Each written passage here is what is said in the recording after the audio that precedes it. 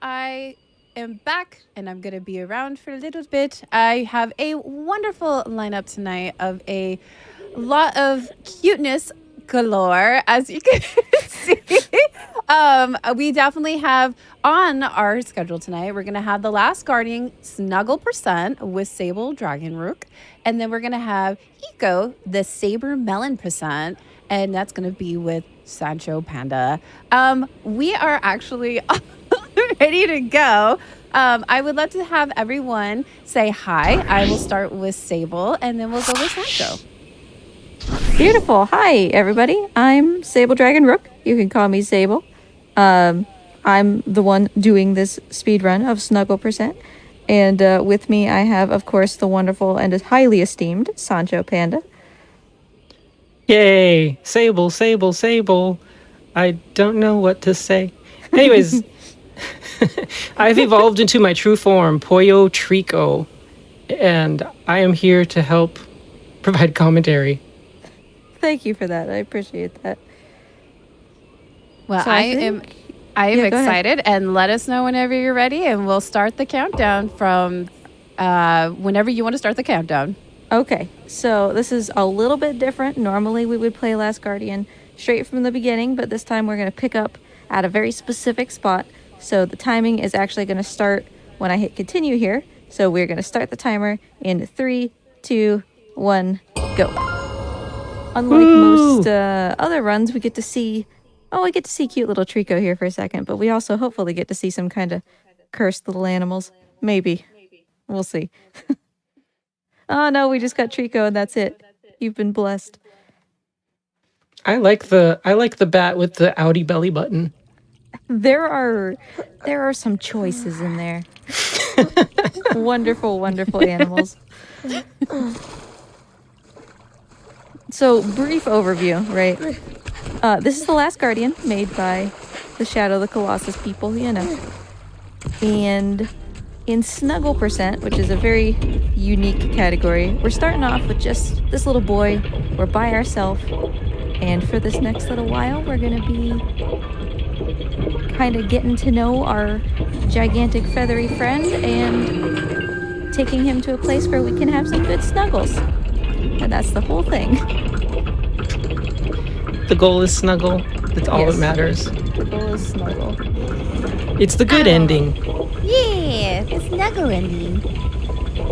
I have been loving the snuggles. Snuggles are great.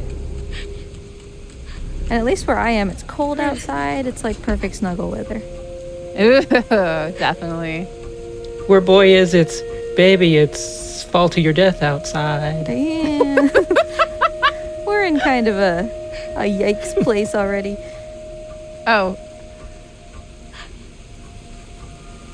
I personally love to look down and see how far we are, but that makes a lot of people nervous. Oh, really? Because we're so high up. Oh, gotcha. That makes sense. I'm more afraid of heights in this game than I am in actual real life.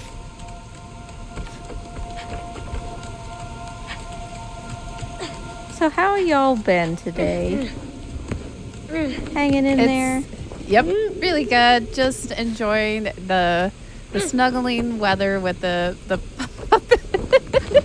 and more, and I'm just enjoying the show. It's so much fun right now. But yeah, it's been a good day. Just one of those days where it's kind of long, but it's good. I'm on my show and I'm happy to be here. How is y'all's day? Well, I'm thankful you were put up with our antics. So Pollo Trico was created because Sable Dragon Rook was doing a run blindfolded, and I was watching her stream so I could see what was happening, but she couldn't see a thing.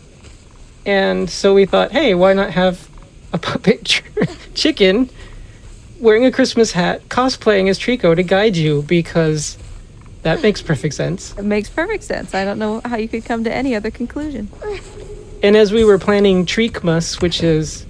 Sable, you'll do a better job of explaining what Treakmas actually is. Treakmas is just like all of December. It's just a Christmas celebration of The Last Guardian. Because we call Trico Treeks.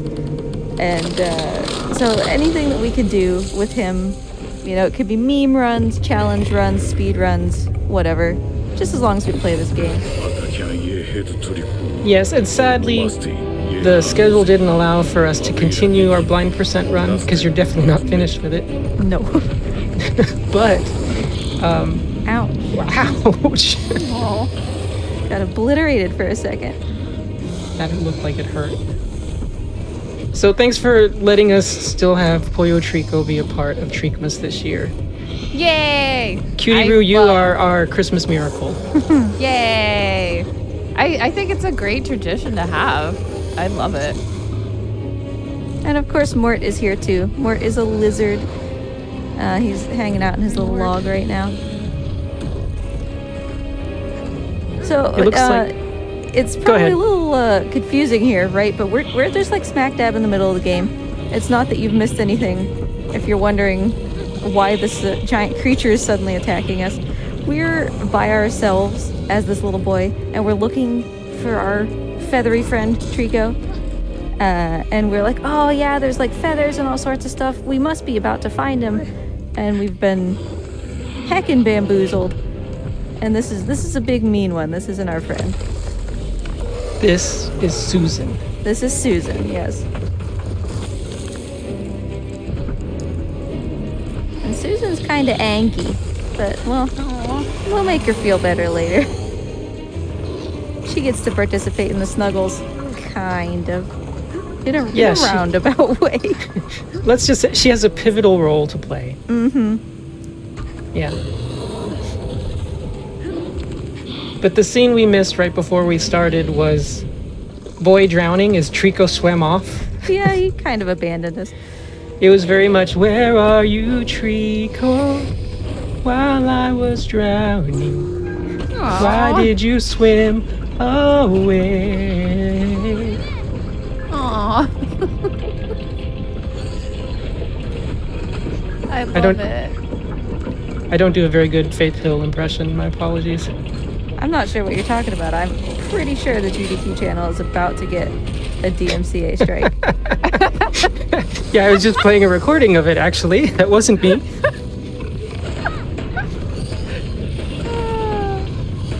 That means that... Oh, okay. I just realized.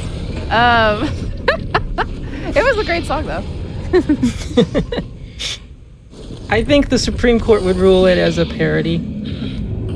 Yeah, I think so, too. After Ed Sheeran got away with, you know, not actually copying Marvin Gaye's song, I think we're all in the clear. Yeah. All right, so our soon-to-be other big feathery friend is listening to this sound. It's resonating with her horns. Susan's gonna leave. She's got more important things to do. And She left the oven on. Yeah, we're still on our quest to find our Trico, who is notably friendlier, and be reunited with him. But for a second, we're gonna be trapped in this cage, and the boy is like, boy, it just seems like I waited forever, which means we're gonna have to wait here. So we're on a timer, which is why I'm just kind of running in random directions. Oh, Gotta wait out gotcha. this timer. I was gonna say, so how did the Snuggle percent, like, came to form? Like, it's really a great idea. The authentic answer is we wanted something short and cute, and we thought, what's the shortest and cutest part of the game? And then we picked it. I love it. Yeah, I think it's adorable. It's honestly like a microcosm of the game. Like the whole game, any percent, is like 3.5 hours-ish. And it's like, what if we just told the story of the game in an hour instead? Where we still start with the boy kind of being all on his lonesome, and we end with, you know, snuggling with Trico. Yeah. And I we just thought, think- what's more oh. exciting than waiting in a cage? Yeah. Yes. We had to start with the most exciting part. I mean, we were just waiting for Trico to do the things and stuff. And we're just kind of, I see Mort chilling, and then sorry, the The hat. Just don't look at I the love puppet. hat. Yeah. Oh, so cute. Yeah, it's definitely awesome. I appreciate this right now. It's really amazing to see. So with the game in itself, how long is the time? You mean regular? Like this Yeah. part right here. Yeah, like the time part Oh. right now. The timer's like 35 or 45 seconds. I can't quite remember.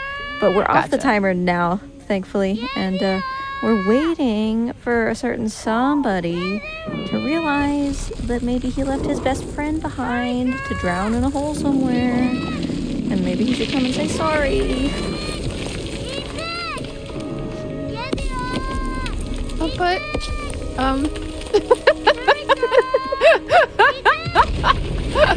I see cracks.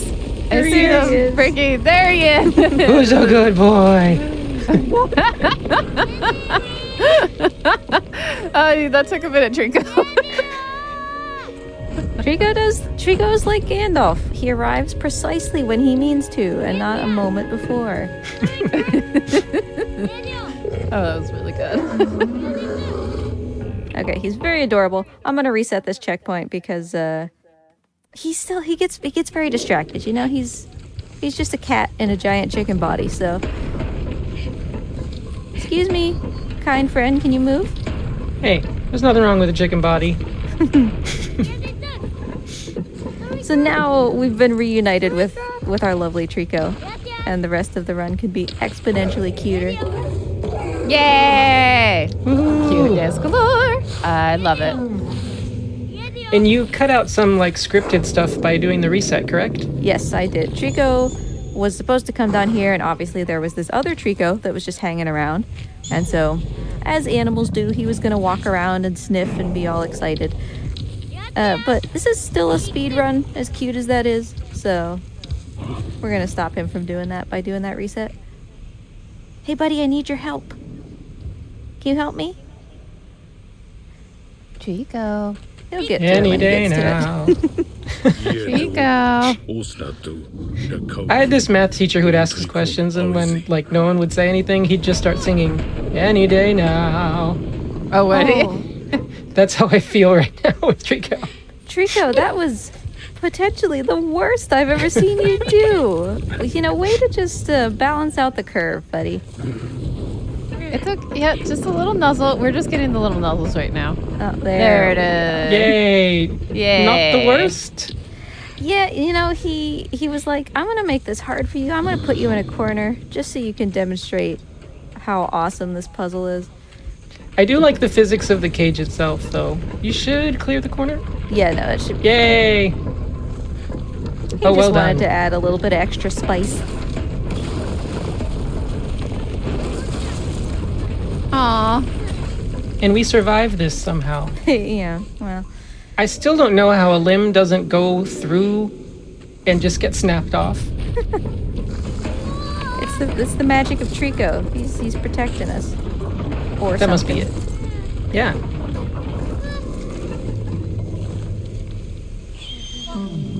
So Trico's determined to make this as challenging as possible in his own adorable way. So if we don't, as speedrunners, do this very specifically, he'll be sure to, smack the cage with his hands. He's trying to help, and he just makes it so much worse.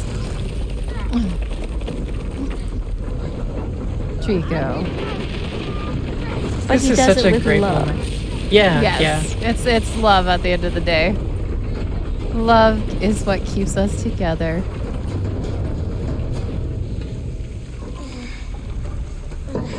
I've only broken my leg like 5 times in the last 30 seconds. Don't worry Just about walking it off. Yeah, just walk it off.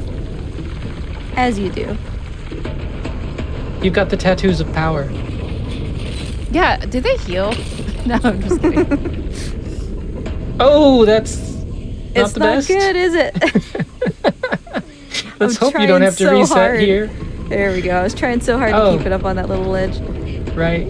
Good job. Oh, Where wow. you That get thrown there is random.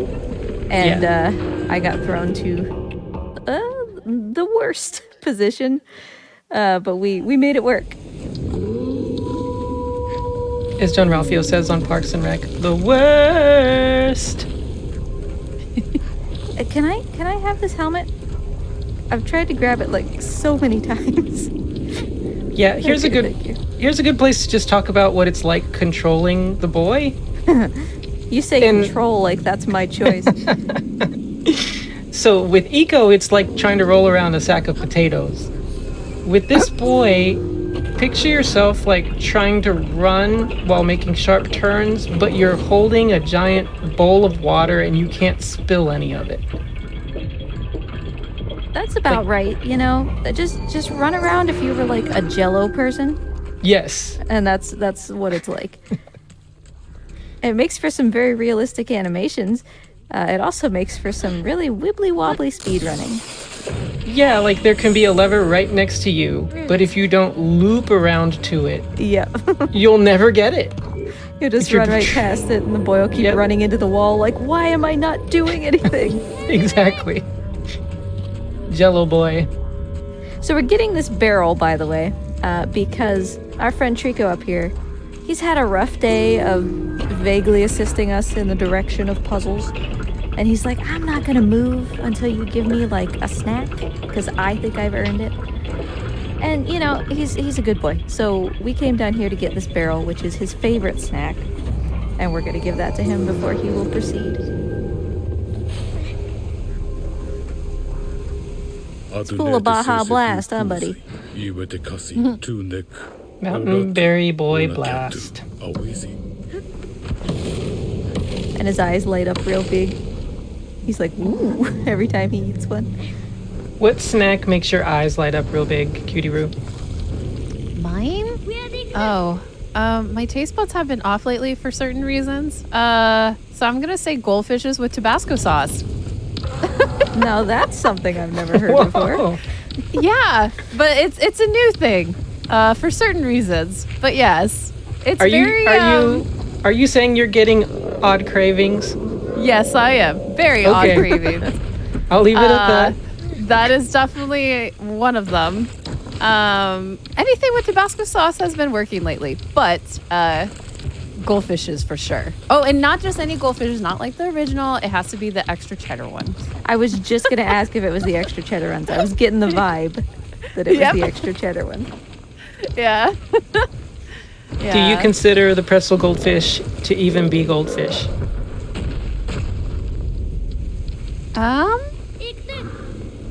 Is this a true question? Because they're not gold. No, I want to start a raging debate in chat. About goldfish. I mean, we can post the question. Yes. Are pretzel goldfish goldfish? Or are they pretzels? Yeah. Are they just pretzels pretending to be goldfish?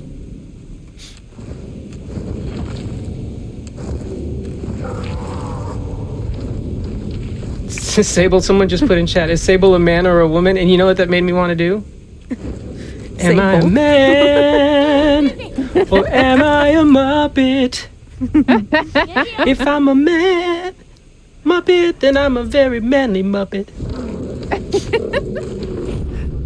Am I a Muppet? Okay, I'll stop. I won't do the whole song. Hey, I mean, that guy from the Flight of the Conchords got an Oscar for that song, yo. I haven't watched that in forever. Me either. Me. I need to get back to it. Yeah. I did recently watch both the best Muppet movie and the best Christmas movie of all time. Oh, which was the Christmas movie? It's the same movie. That's your hint. Oh, the Muppet. Okay. Sorry. I know, like, there's a few Muppet shows. Yeah, Muppet Christmas Carol. It's a classic. Did you watch that on Disney Plus? Well, I saw it in theaters as a young lad because I be old. I haven't seen it in a long time. So I rewatched it on Disney Plus recently with family. It holds up, right? Yes, it does. And the kids loved it. That's the important part. Yeah, it's got such good... I love when the scary Ghost of Christmas Future comes along and the Muppets are like, yeah, we're out of here. So good.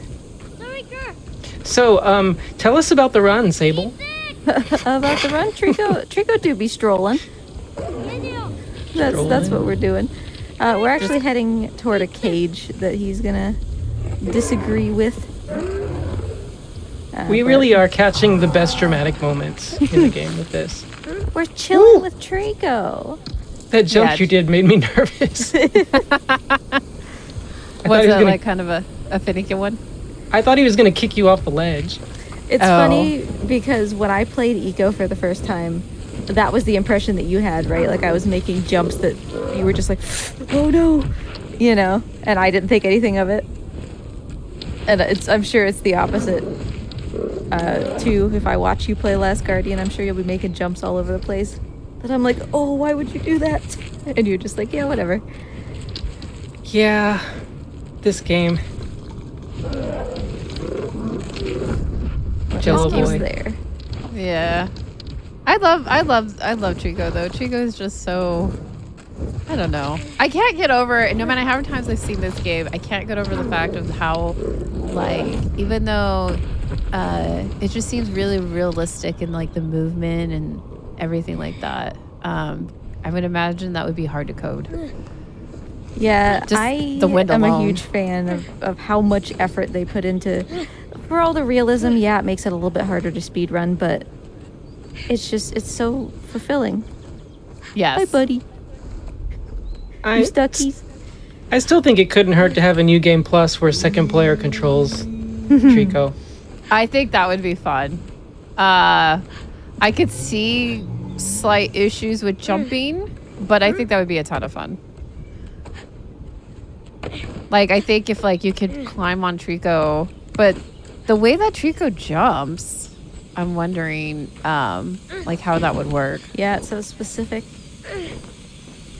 Yeah, and a lot of it's so scripted too. Like you'd be, yeah, this is gonna be so much fun. I walk 2 steps, scripted again. Oh no, it seemed like nothing to us, but excellent approach to that lever. Thank you. It's so easy to miss it. Trico was stuck behind that door back there, which is what that lever was doing. And we're running up to this pulsating cage, which Trico is not going to be a fan of. I'm going to reset the checkpoint because it's going to teleport him to me. I've just passed the checkpoint. The game doesn't tell you that. It's just kind of runner knowledge where the checkpoints are. That teleported him to me. There are some armors here that are going to try to kidnap me and take me through this door. But, of course, Trico is my good friend. He's going to hop down and save me. In a manner of speaking. All right, now we've been swallowed whole how many times so far at this point in the game? Two. That's times. right. So in earlier parts of the game, we've been in these pulsating cages. Same thing is happening now that happened then. Trico just kind of yoinks me, and he eats me.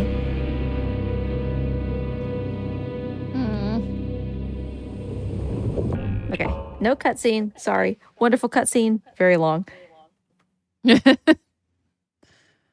Oh.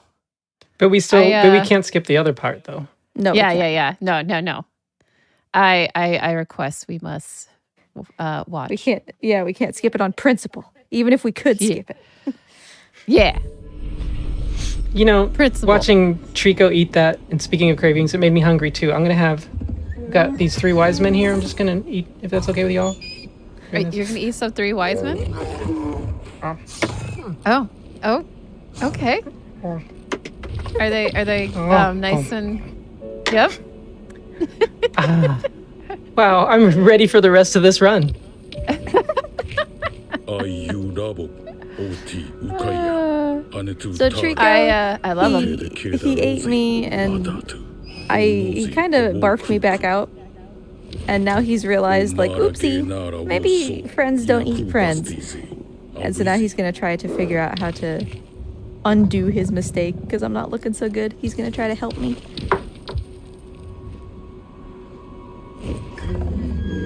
They probably taste like frankincense. That's great. One of them was a bit murray. Also, yes, that is a blue tongue skink. Mort over here is a blue tongue skink. That is a lizard. So what about some like mistletoe? Would we want to eat mistletoe? Isn't it poisonous? Is it? Well, I just there's remember- only one way to find out. Timmy, get in here.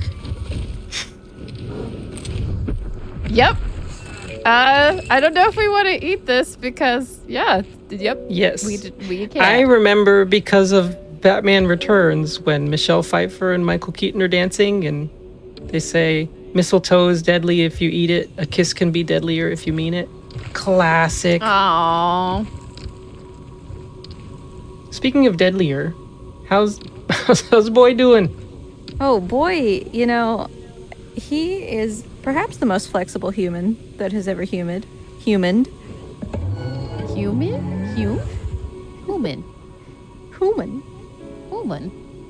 I mean, when you're flexible in parts of your body that don't have joints. That may be a cause for concern. Yeah. No, I was gonna say that you're the clear winner, pal. Not to mention, I mean, that was probably another concussion right there. I've never tried to actually do the concussion count, but it's got to be so many.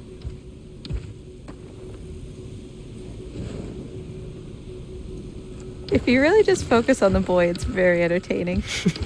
Oh. The dangles. It kind of reminds me of Human Fall Flat. Good call. It's all the sad music. Right. I mean, it's a really gripping moment. And and there's like genuine concern that this worried giant animal, untamed, is going to kill you in an attempt to resuscitate. Yeah. He's been carrying you around. He puts you down. He's like, you know, he's barking at you. He's trying to very gently just tap you with his feet. He's trying to put you in the sun. I love that he puts you in the sun because he thinks it's going to help. And then he just stands over you so that you're just in his shadow the whole time. Exactly. You know, the problem with that is you've also got to plant and water him. Sunlight alone is not good enough. Yes. The boy needs to photosynthesize. Yes. The story Sounds took a good for different you. turn. Yes. I was going to say vitamin D? Yes, correct. Just swinging him. Whoosh, whoosh. If the sun didn't help, maybe the whiplash will. Yeah. So Trico's great idea is, you know, the sun didn't help, nothing else has helped so far. Maybe I'll put him in the water. And of course... Face down. Yep, face down. Thanks, buddy. Appreciate your second attempt to drown me. But it worked. I mean, to his credit, it worked. Yay, and now he's happy. He's so happy. We can watch his little happy dance here. Aww. Oh, I so did it. adorable. I saved you. By drowning you. Yeah, couldn't have done it without you. Thanks, buddy.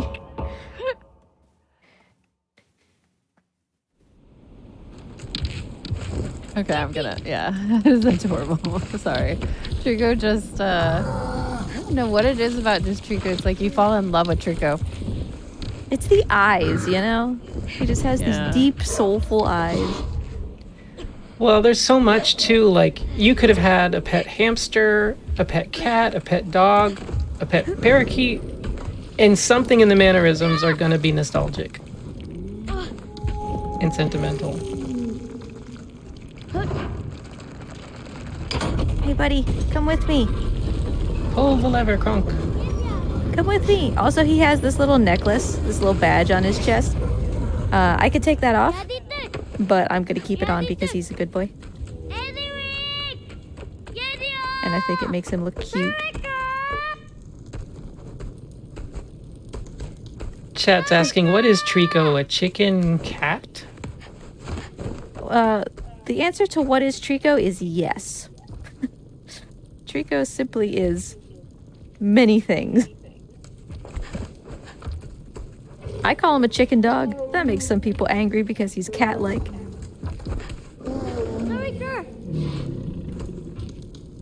I'm gonna Or ferret. not Sorry. describe the skip that I'm doing. Oh, okay, now I got it, so now I'll describe it. Whoa! Otherwise, you couldn't see how badly I was failing. On stream. That's actually like kind of hype, though. That trick is really hard. I wasn't expecting to get it. No, That's seriously, I've mind never skip. gotten it. I think that's weirdly like the third time I've gotten it on like somebody else's stream and never on my own. But it's called mind skip. So the point is Trico's walking around this mine and he's meant to stick his head through that like corridor and you use his face to get up onto that platform. But we could kind of get this game's equivalent of like a super bounce or a super jump off of the physics of one of the rocks on the floor. And if we go just exactly right, we can cheese our way up there without having to wait for Trico. Originally, we didn't think that was possible for like multiple years. And then it was Walter who figured it out. One of the runners figured it out. And I mean, it's still super rare, but saves quite a lot of time actually, so. Yeah, you can see how long it's taking Trico to nuzzle his way through the tunnel here, and we would have had to wait for that for the previous tunnel as well, to jump off his head up to that spot. Hey Sancho, what animal is the host sock puppet? I mean, I think it's self-explanatory. You've never It's a seen one of these in chicken. real life before? It's a chicken cosplaying as Trico at Christmas. With a Sam's hat, yeah.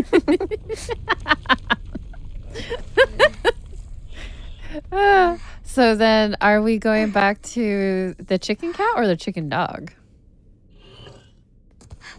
Will that be our next vote? No, let's not do that. Let's not do that to chat. Is Trico a chicken cat or a chicken dog? So we just watch the world burn then. So poor Trico, he was too big for that mine shaft. Don't worry, he's okay.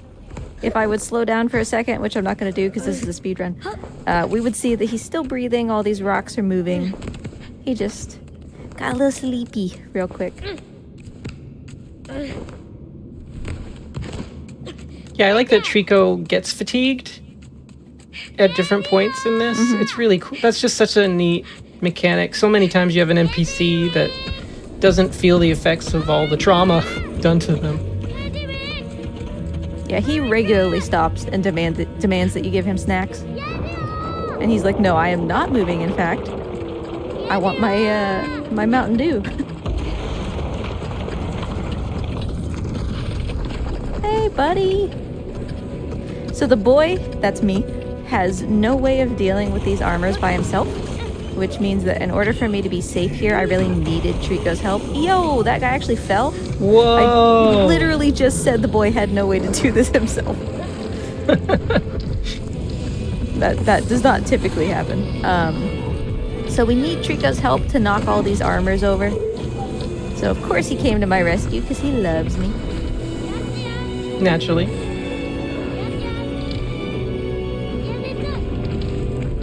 That was a good fight. It was a good fight. I don't know what's been up with him lately. Maybe I should like grind world record while he's still good. Yeah, before the barometer rises and that changes the... Oh, can we take out one spear? Yeah, of course. Sorry, I just felt a let's burst take- of compassion. I don't know what's wrong with me. Let's take care of our little chicken dog.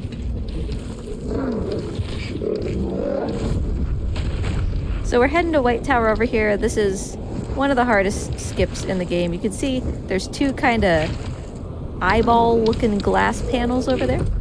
Trico's really scared of those. We're not sure why, but he's absolutely going to refuse to move as soon as he sees them. So what you're supposed to do is like go all the way around this White Tower until you can find a staircase that gets you to those eyeballs so that you can push him off and he doesn't have to look at him anymore. But instead, I'm going to be trying to stand on a piece of like architecture that you're not supposed to stand on.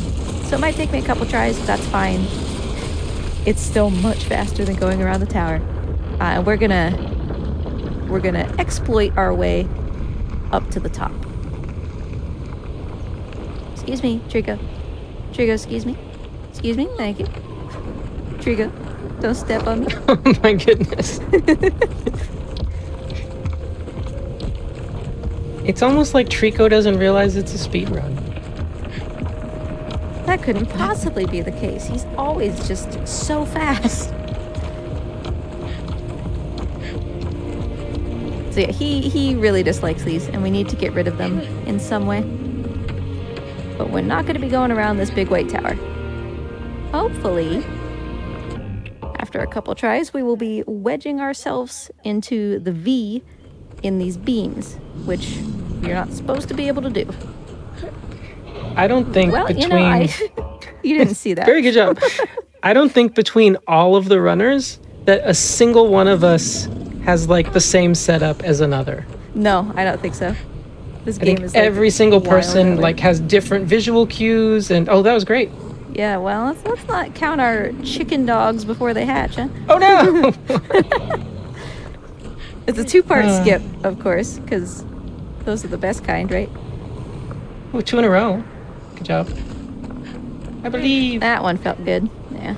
Well, you were also choosing the harder scurry up, whereas I just tiptoe up. That I don't second know. beam. Tiptoeing seems harder to me.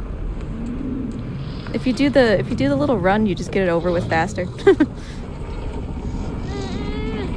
So hey, we did it. We did jumped it. up to the top, and we didn't have to spend 5 minutes going around this tower. Woohoo! That's called White Tower Skip because, you know, we're very creative over here at Team Eco Speedruns.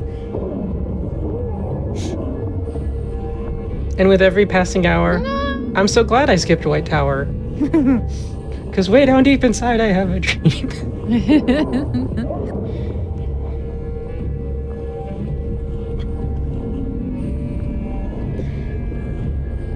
So I can't move. These guys are casting all sorts of spells that are putting all these symbols on my screen, and these symbols are like, you can see if I mash, right?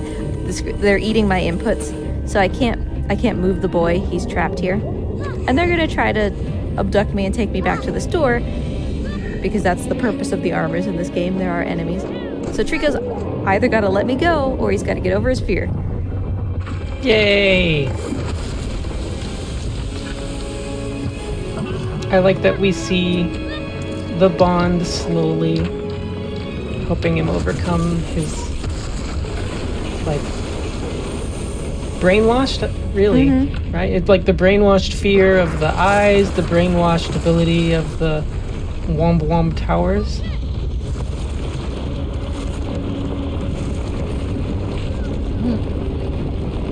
Run, Trico, run! I love Mort moving around too. Mort has finally awoken. Mort! How you doing, buddy? I'm looking down at you Brady Bunch style right now. How's it going?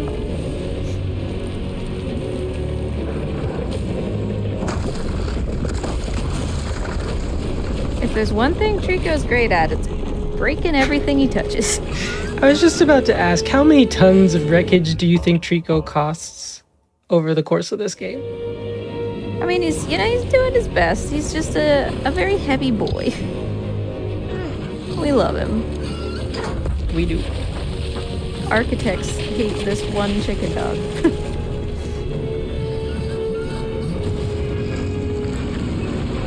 It was all gonna fall down anyway. It's all pretty crumbly. Can't blame poor Yeah. Trico. Yep. Yeah.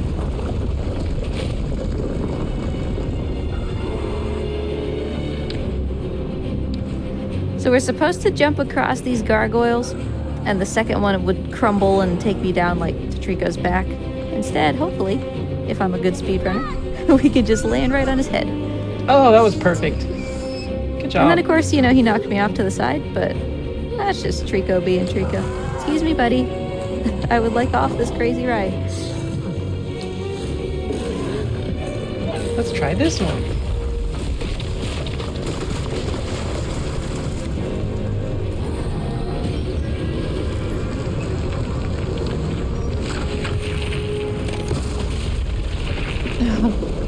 building. No. Why? Why? All right, bye. Bye. Peace. Hey, buddy. Hello. You ready? Wait for me. Paws at you. Yeah, that's adorable.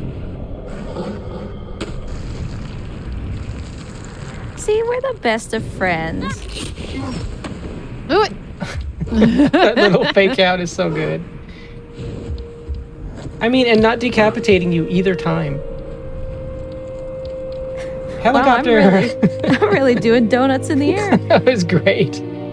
秋さ客 U2 になるアトリコのアギアネヘディロイ And shout outs to that shirt, by the way, because, you know, Trico just grabbed me by that. Earlier in the game, we didn't get to see it. I was hanging from a tree by that shirt. Like, whoever sewed that deserves a raise. It must be like mithril or something.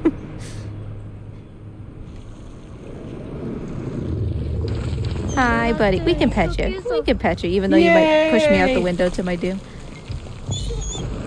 Yeah. Can't be on Legally Cute without petting the Trico. yeah, This is correct. we need the pets. I require the pets. Pets are special. Aw. Can do the skip here. I'm gonna do the thing.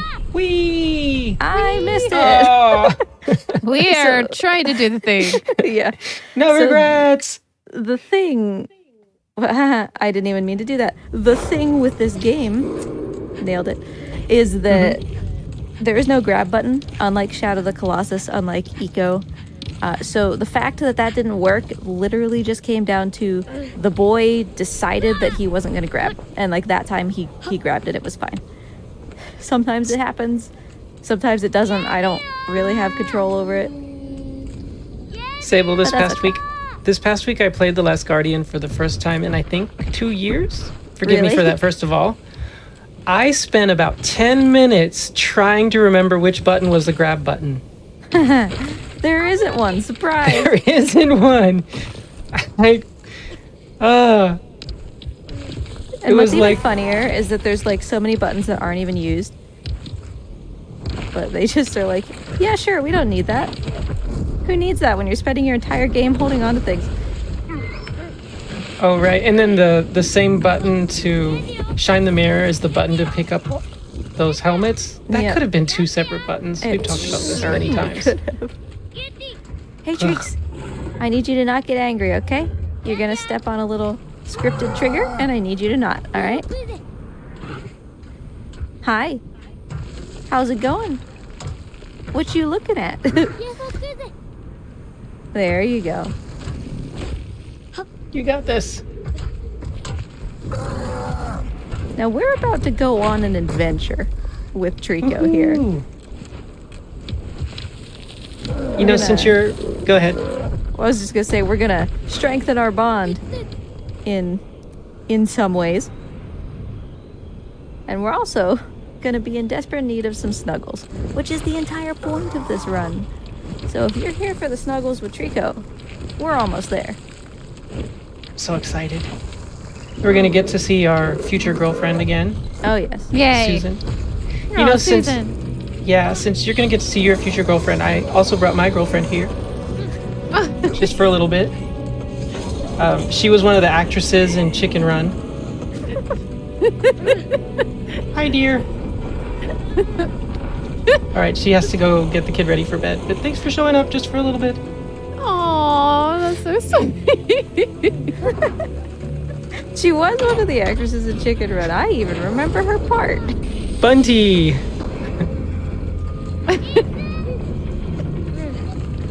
You must be so proud. That got me. She's my reason to be.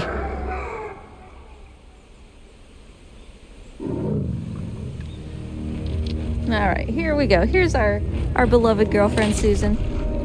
She's a little angry. She had a long day at the office. She definitely needs a little bit of TLC. She needs a Snickers. You're not you Yeah. when you're hungry, right? Yep. The Snickers. Well, boy, that's an option. Or not. This is such an unfair fight for two reasons. One, obviously the armor, but Trico's becoming gentler. He's such a sweet guy. He's just not really cut out for this kind of thing. Yeah. But, you know, he's gonna save his human. He's gonna do That's everything right. he can.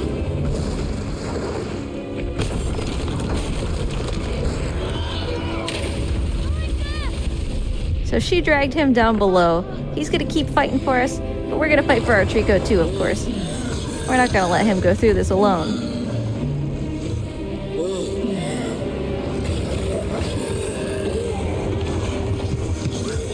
Armors want to get in on the action too. Yeah. We're just gonna pinch her tail just a little bit. Oh, what's the camera doing?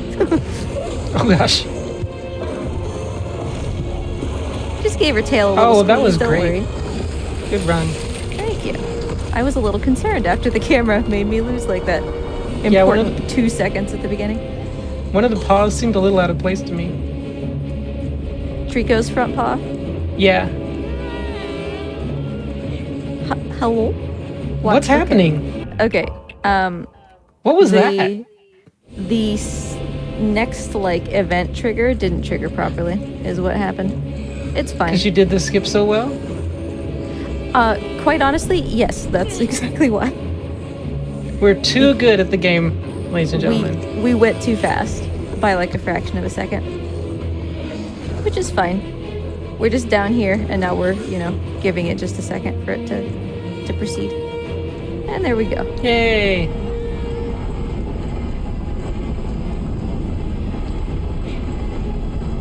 How interesting that it won't move before that point. I guess because you could have ruined it if you could soft Right. block it. Right, you could have the minecart gone before she's down there. Then I took a train to the head. So we, you know, in true Snuggle percent fashion, we snuggled her with the business end of a minecart. But she's fine. I promise, she's fine. She doesn't feel so grumpy anymore. And in fact, we've done her a great service because she was kind of being mind controlled by a bad guy. And we put a stop to that, so.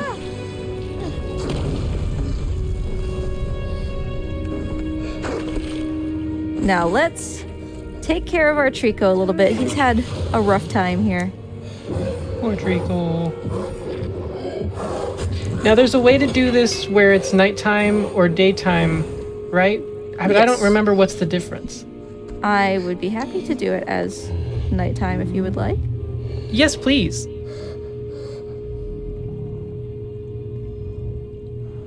Because it does change what little cutscenes play.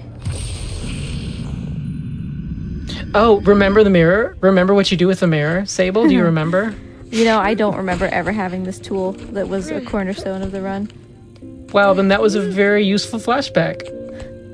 So at the very beginning of the game, for those who are unfamiliar, we got this mirror, which lets us, you know, summon lightning from Trico's tail.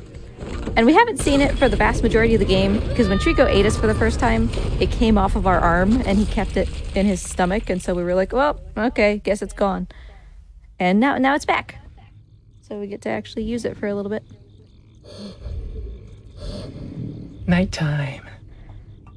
But mostly I just dropped a minecart on my head, and Oh, that's what does it. Another concussion. we had I to sleep shoulda through the known. day. Because you don't have to knock the minecart over. You can zap it with the tail. Yes, you can knock it over with Trico's lightning, and if you do that, obviously it doesn't hit you in the head, so you don't get knocked out, which means the time doesn't pass. These guys up here on these platforms are armors.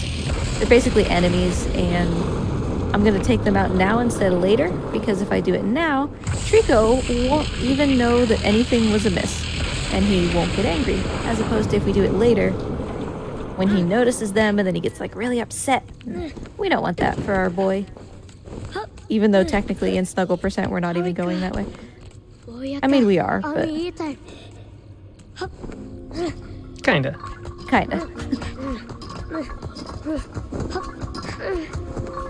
Snuggle percent takes us to a part of the game that most people don't even know exists.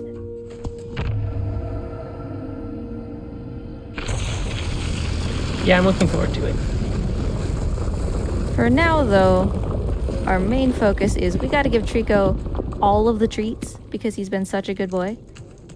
And he's not feeling so good. It's like he's staying home from school and we got to give him his chicken soup. Because this is cruel. definitely... I changed my mind. It can't be chicken soup. That's too close. I was about to be really offended. I'm just kidding. It's not chicken soup. It's goldfish and Tabasco sauce. A barrel of Tabasco goldfish. Truly, that is the healingest meal. Goldfishes with Tabasco sauce. Here, buddy. We'll take care of you. You have to be like the right distance here. Yeah, it's actually really harder picky. than it looks. It's Yeah. so picky. If you're too close or too far, doesn't If work. you're too close, he'll knock it out of your hands, and if you're too far, he'll miss. One by one.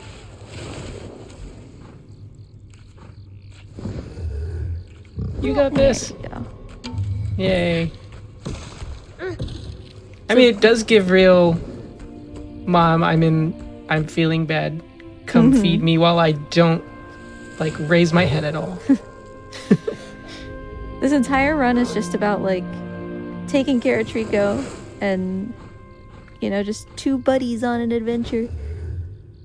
Looking out for each other. And, you know, sometimes Trico stares at the floor and you kind of wonder what he's on about, but that's just part of the charm. I mean, the floor, the detail, he's probably just admiring the work of the devs. He can probably see, like, colors that I can't see and stuff. He's just appreciating the world. Ooh, I hadn't thought about that. Different colors on the spectrum. We're gonna yank the spear out of you as well, buddy. Make you feel better.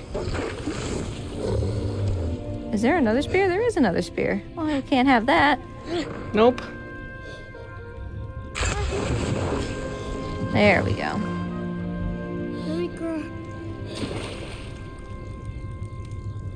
So we've taken care of him. Now, it is called Snuggle percent. Time is not yet, but we are going to get like a bonus snuggle in here. Yay! More Woohoo! snuggles, more snuggles. Snuggly snuggles. Snuggles are all that matter! Yeah. Yeah. 後にセットにいてはらかすと This Once is why we have fixed- snuggle percent. Yeah. Once we fix Trico up, we snuggle right in with him to make sure that he's sleeping okay. Want to make sure that he's all right. And depending on the type of controller you have for your console, you'll be able to feel his heartbeat as you snuggle up next to him here. That's a nice touch. There's so many little touches like that to make this game so great.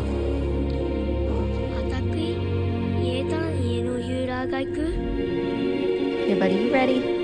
We're gonna go to a very special place. Like I said, basically nobody knows it exists because you're not really supposed to go back here once you're at this point.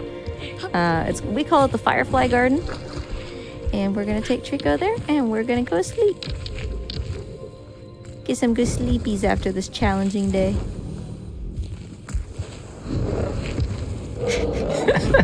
No, Sable is not playing one-handed. Our commentator is facilitating puppet. But new category idea though: one-handed Last Guardian Pup. 8%, the other hand a puppet. Be the first P-tuber? Puppet tuber? Yep. Muppet tuber. M-tuber.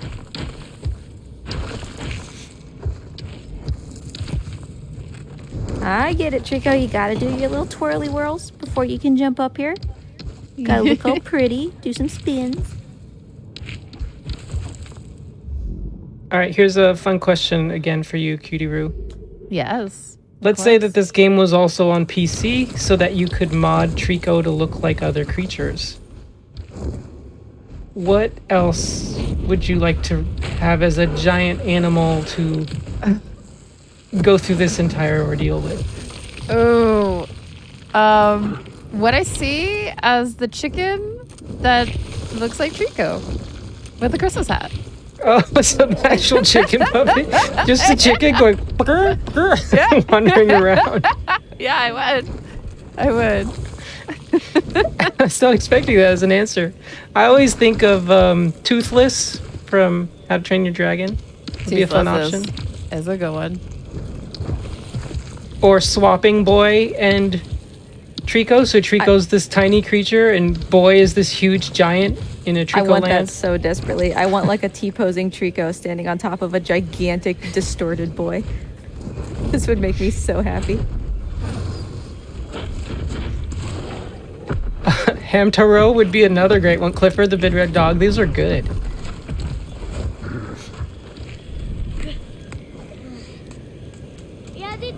Alright, so we're going away we shouldn't be now. Yes. We're breaking the sequence of the game. Thomas the Tank Engine. Macho Man Randy Savage.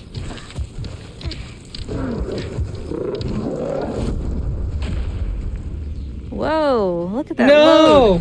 Why? Because we're not supposed to be here. The game's like, wait a second. What are you doing? Uh-huh. Excuse me. So And I'm actually, it's a PS4 game. I'm actually, because of the way I had to set this up, I'm actually running it on a PS5, so that load was a pretty chunky one. oh, but we've got some great PS5 footage of this game before they like really smoothed it out. Where Trico would like show up with this really long neck. Or his ears were broken and they were just like windmilling, like swirling That's around. so great. Ah, It's very pleasant. so great. So yeah, we're just backtracking a little bit to this area, which because it's dusk now instead of bright daytime, the insects in the area look different. They look more pretty. They're And prettier. we will be coming up on time. It's kind of variable how quickly I can get Trico to go to sleep, but as soon as he goes to sleep and I kind of snuggle in next to him, that will be time. So probably another minute here. Come on, Trico. I want the snuggles. Snuggle, snuggle. Snuggle. Do I hit the got hype button this. again? Yeah, of course. Trico, what are you doing, dude? Why are you just hanging out up there? Trico. We got all these beautiful fireflies down here and you don't even want to hang out? So pretty. You can do it, buddy.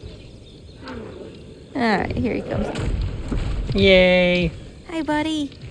You want to snuggle? You want a good snug?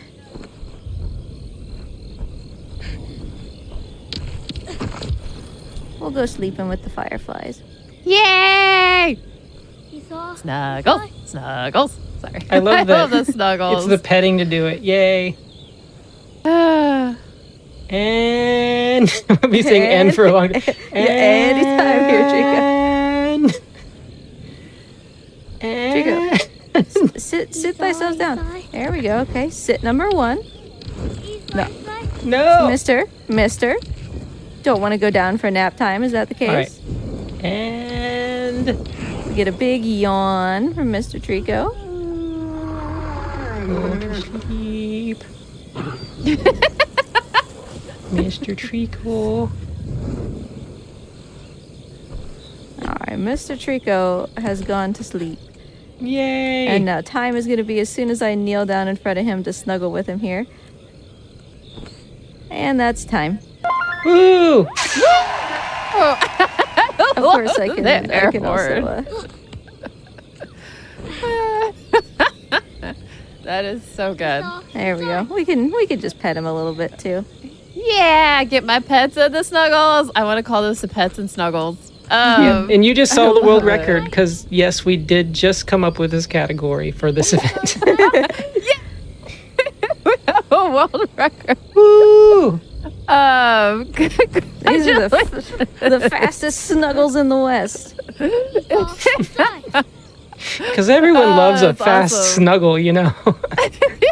Oh, big GGs. That's awesome. Thank you so much for showcasing the Snuggle percent with the pets. I absolutely adored this category. I think it's amazing that it's now existent and it's adorable. And I kind of want this to be like a December thing that we continue on with and see how much cooler we can get with the Snuggles. Was there any like shout outs that you would like to say or any thank yous before we get on to our next run?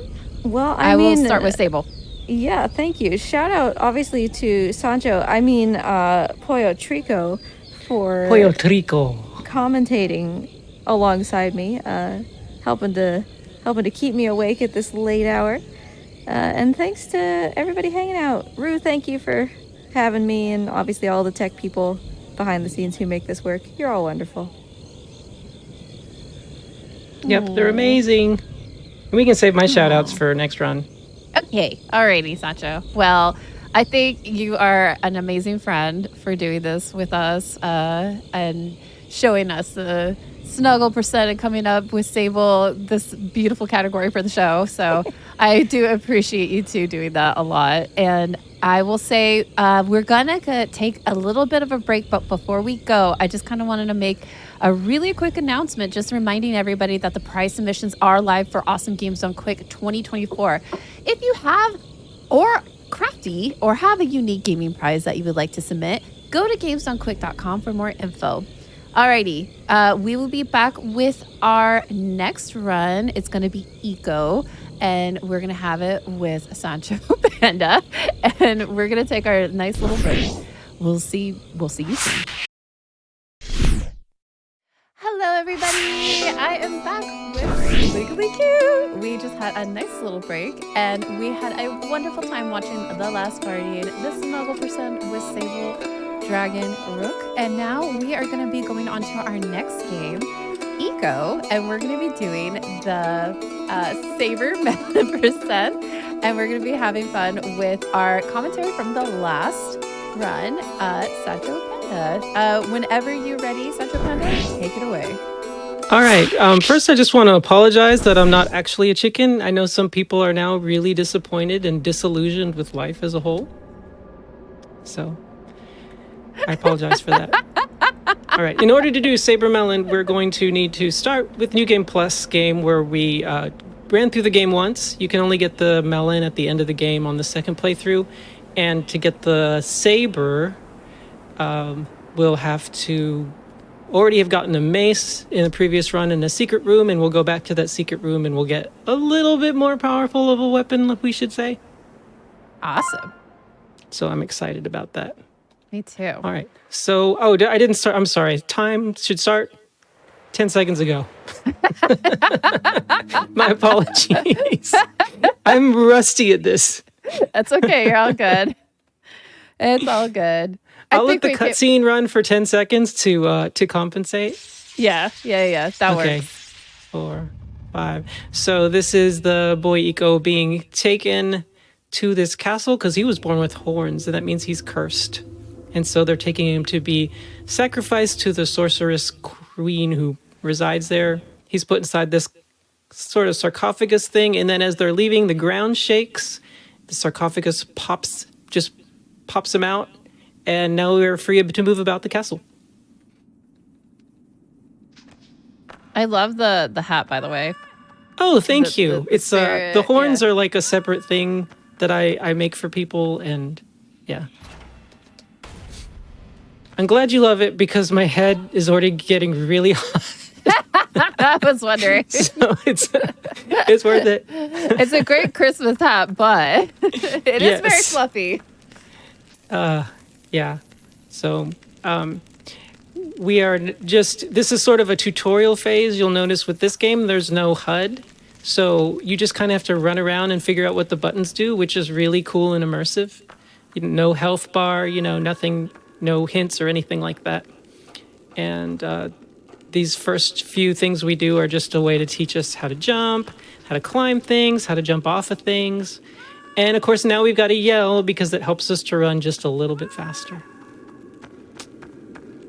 So I always skip the tutorial parts. Like I don't know. There's something about tutorial where I'm too impatient. So it doesn't feel like a tutorial because you just wake up and you're like, oh, I should start pushing buttons on the controller and see what they do. Yeah. There's no one talking to you saying, good job. Now try and, do a backflip. Now miss this chain you're trying to jump towards. There we go. Yep. Well, especially, like in RPGs too, and you're just like, no, let me figure it out. I've done 1,000 RPGs. I can do this. That's part of the fun. Yep. Yeah. Yep.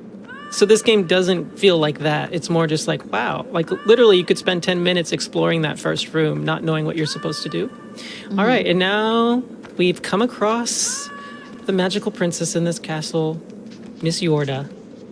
And we're going to go rescue her.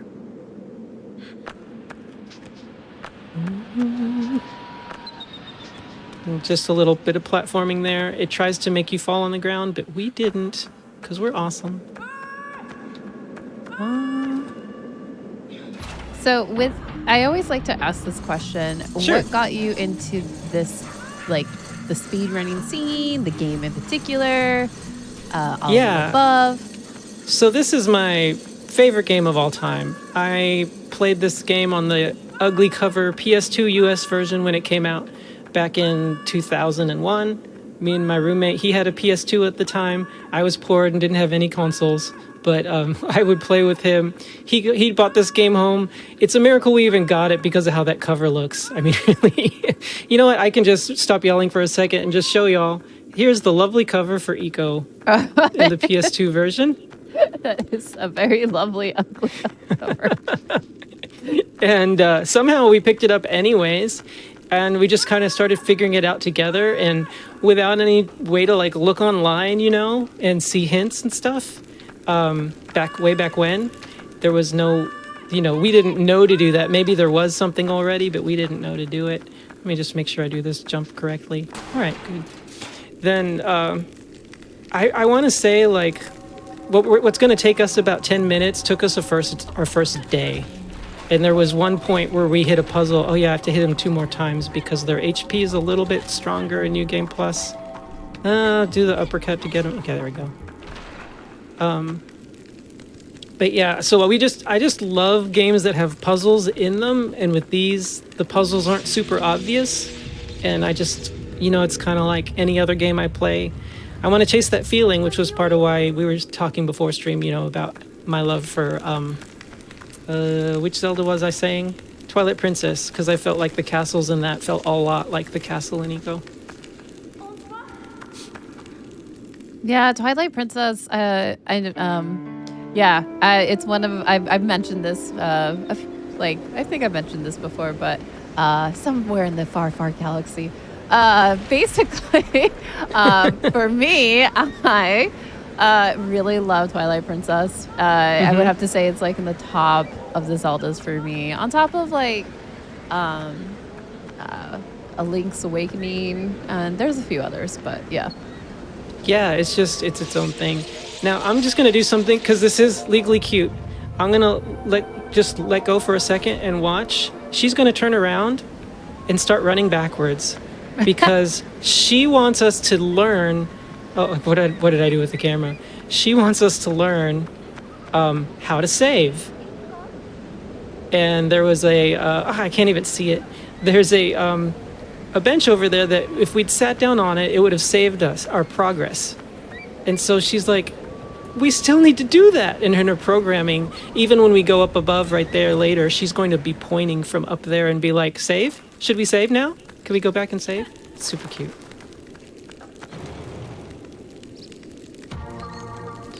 All right, we're going to have our first our next shadow encounter. And a lot of these, it's just about how to avoid the shadows and not have to fight them. If we do have like a perfect RNG and everything, we only end up having to do 2 mandatory fights in the whole game. We skip like 95 shadows. But you asked me what got me into speedrunning the game, right? Because I just kind of went on and on about how much I loved it the first time I played it, in spite of the ugly cover. So I think for me, I think a lot of people were like this. That I was in love with GDQ, and just because it was so fun to watch games that I could never beat as a kid just get totally wrecked, like Ninja Gaiden and games like that, and I just thought it was great. I didn't ever see myself as someone who would become a runner. And then, of course, the pandemic hit, and we all had to kind of find new hobbies to do at home so we wouldn't just claw the flesh off our faces. And this was what I chose as one of my hobbies, was just to start learning the speedrun for Eco. I hopped into the community. No one was running it at the time. So I just kind of looked at the 4 or 5 runs that were there on the leaderboards, figured the game out, and made tutorials to kind of help that part of the community grow. But since Eco, Shadow of the Colossus, and Last Guardian are all kind of by the same people, we sort of worked together to figure out how to do Eco better. So that's that. All right, normally you take Yorda through all of this, but we're just going to do it on our own. And now you got to sing a song about a train here. Let's see, which one do I want to do today? I'm more than a bird. I'm more than a plane. I'm more than a horned boy riding on a train. It's not easy to beat this game. All right. I love your parody songs, by the way. Oh, thanks. They're a lot of fun. All right, we got those jumps smoothly. This jump to this pipe, you can like really try and stretch it and see how far you can get, but it's really easy to also miss the pipe and die. And the only other way that this game saves, besides sitting on a bench with Yorda, is anytime you hit those magical doors that she helps you open. And so we would have gone all the way back to the last door we opened, which was like 3 or 4 minutes ago now, and that's not great. So I wasn't going to push it this time. Have you had much exposure to this game? Like I've seen it. I didn't play it myself. I played Shadow of Colossus. Oh yeah, of course. That's what I played. I still actually need to play The Last Guardian myself as well, and that is a game I genuinely want to play. But even though I tried to tell you that Eco is just like Twilight Princess, not on your radar. Well, no, That's okay. Yeah, your silence speaks louder than words. Well, what if the sound of silence is no, I know for me, basically I haven't seen enough of this game. I've seen like when it first came out, and then I saw gameplay like when you know, like those good old days when you went to like your neighbors, or you just sat there and watched play video games and stuff. So that's the kind of thing I did, but I don't remember too much because of the fact that was back in like when was this game released? Well, it came out in 2001 to start. So high school for me. High school, okay, and then it was like 2011 at the 10-year anniversary. That's when the PS3 version came out. Got it. Okay, that I totally missed. Okay, so you saw a PS2 version of the game? Yes, that is what I saw. So the PS2 version is so much more intimidating. It's very likely that when I run that version of the game, like if I run this version and I don't die ho-hum, that's to be expected. In that version, it's a miracle anytime I can actually complete a run, because the shadows are just like way more aggressive, and they grab Yorda and go faster, and there's just so many ways in which that version of the game is just downright mean. Like, it was rushed, the US version was rushed, and so they hadn't really balanced the shadows out yet. Gotcha. So people talk about it being like this extremely hard game that they picked up, and then they got frustrated at an area that I'll point out that we're coming up on pretty soon. Okay. And they just say, yeah, I just dropped it after that. But then people would pick up the PS3 version, which is more refined, which is just like a reskinned, higher res version of the... hold on, let me see if I can do this cool bomb toss. Huh. Oh, that was not a great angle. Oh, we got it. Yay! All right. And I interrupted myself, and now I can't remember what I was saying. Oh, so people who played the PS3 version of the game would be like, this game wasn't that hard. And then people who played the PS2 would be like, are you kidding? It was just like one of the hardest games I ever played. And then the PS3 people would secretly judge them and be like, wow, they're just really not that good of a gamer. But there because is nobody a huge knew. difference. Yeah. Yes, but nobody knew there was a difference until, we started doing the speed runs. And then I was like, hey, it'll be fun to just speed run the PS2 version. And I was just dying left and right. And there were skips we couldn't do. And it was just, oh man. The footage of the first time I tried to just blindly run that version of the game, and mechanics were different, and I died just like trying to slide down a chain. It's hilarious. Yeah. All right, so we're literally just running from one door to the next now. So it's considered proper to use Benny Hill music here.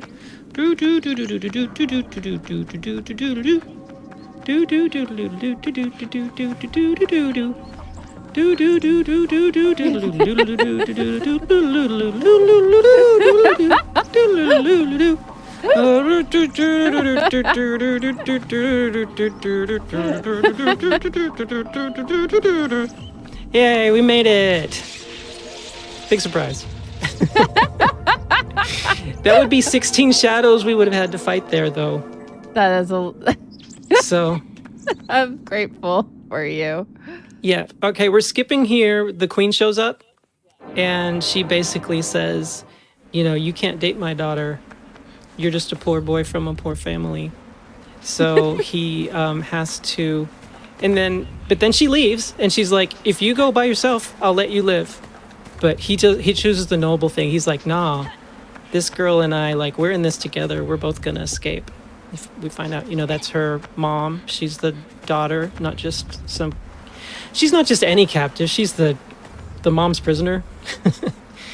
And it's funny because the game says, hey, just leave on your own now and I'll let you live. But there's actually no eco-sized hole that only he can fit through to escape the castle. So it says you can leave, but you really can't. All right, now we lit those torches, and that means the torches in the other area will be lit, which means we can do another bomb, which is the only way to get to the next section. So, what do you think so far? I want my do. We're not being chased right now. There's more parody songs along the way, though. Oh no, Yorda! No, don't run back! No, Yorda! Don't turn around. Okay. Don't walk away. All right. We do like to get a distance away from her sometimes so we can do the running call. And then she'll catch up to us. We're going to do a cool little bank shot to blow up the wooden beams over there. All right. Yes, I did a jump right before, so I'd be sailing through the cutscene, and she should be right behind us. Yay, good Yorda. That was a good Yorda RNG there. Now, this is the area of the game where there's 9 different shadows you have to fight. And in when you're not playing New Game Plus, the small shadows, it takes 7 hits to kill them, and it takes the big shadows 11 hits to kill them. Just to let you know how much harder the PS2 version of the game, US version, was. For every single shadow, it took 16 hits to kill them. Okay, we only need to sit to make a save. We don't actually have to make a checkpoint. We don't have to save. But we're playing New Game Plus, so the shadows that had 7 hit points now have 11, and the ones that had 11 now have 15. So I really hope we get this skip, because it's going to be painful to have to fight all these shadows. So, good lucks in chat would be much appreciated right now. Also, as someone who's getting older and occasionally has sciatic back problems, the way Eco just pulls this is just not good for him. I'm just so concerned that he's going to end up not being able to walk when he's older. All right. So Yorda's going to come running, and I'm going to try and get her to sit on this other platform, which she usually only does after we've killed all the shadows, but we're going to try and stay away from them long enough. That looks good. Now just stay there, Yorda. Don't move, don't move, don't move, don't move. All right, we got it. Whew. Okay, so you can't leave her alone with the shadows for very long at all, or she gets like abducted, like just right there. That doesn't usually happen though. Okay, I'm just rethinking through my strategy once we get out of here for how to save her. That's okay. It's better for her to not get grabbed, but when you're in the other room, but it's total RNG.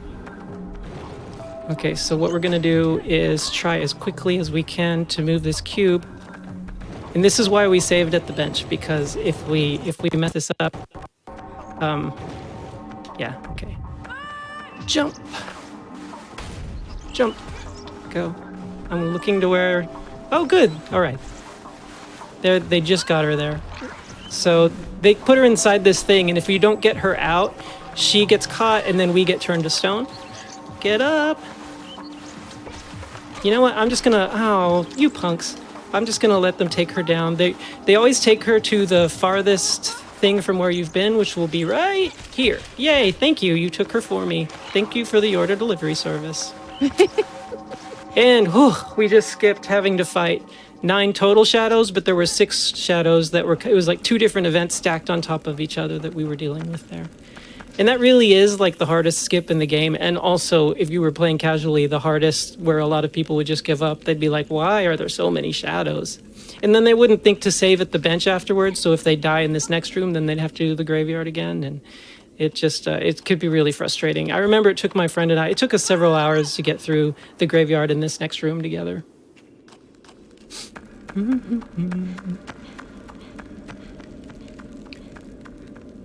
So this next part is really cool. We're jumping on the chain. Yep. I was like sashay, like I don't know, just moving scoot. Yeah. You know, oops, I should have skipped that. So let's see, what am I gonna do here? Let's do this the old-fashioned way. All right, we're gonna scoot over 1, 2, 3, 4. Come on, Yorda, off the floor. 5, 6, 7, 8. RNG manipulate. Shake your head now, and that shadow wimps out. The 2 others fall. That's what I'm talking about. Oh, let's head to the door. Oh, let's play some more. So that's just a way to get those shadows at the top to fall over instead of having to fight them, because that can be really frustrating. And there's 8 shadows in that tiny room that you end up having to fight. So I'm really glad that skip worked. And hey, for people who love Feist, you got a little bonus song there.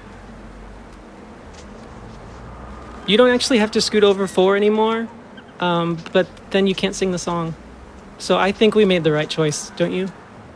I do.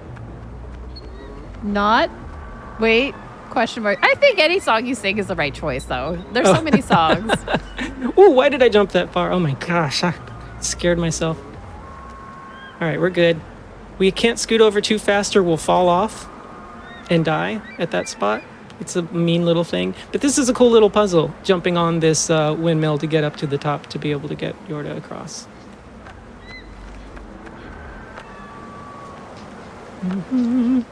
Now we'll use our call to kind of get her to come towards us some.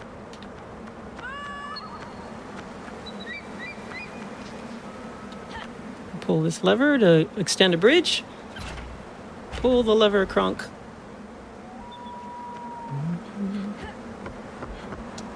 And now it looks like she already shaked her head at us, so she came super quick that time.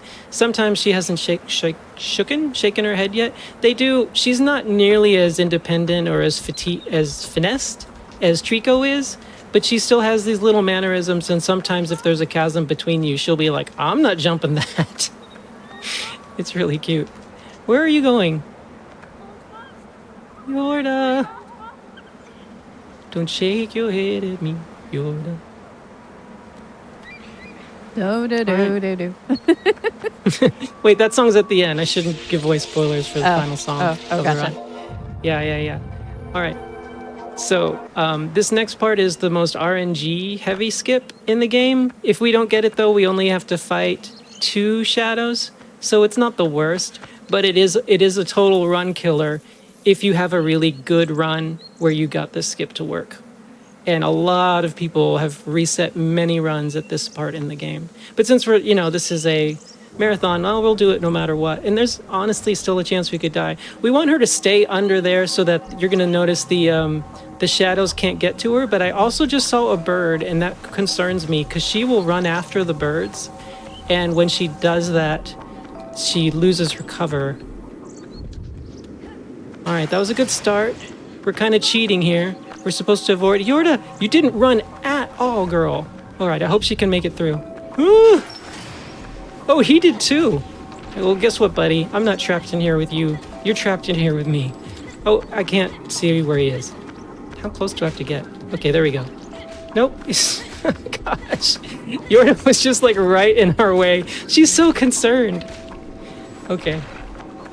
The other one's up at the top, so I'll go back out. Actually, she's running after me. I don't want to... Did that work?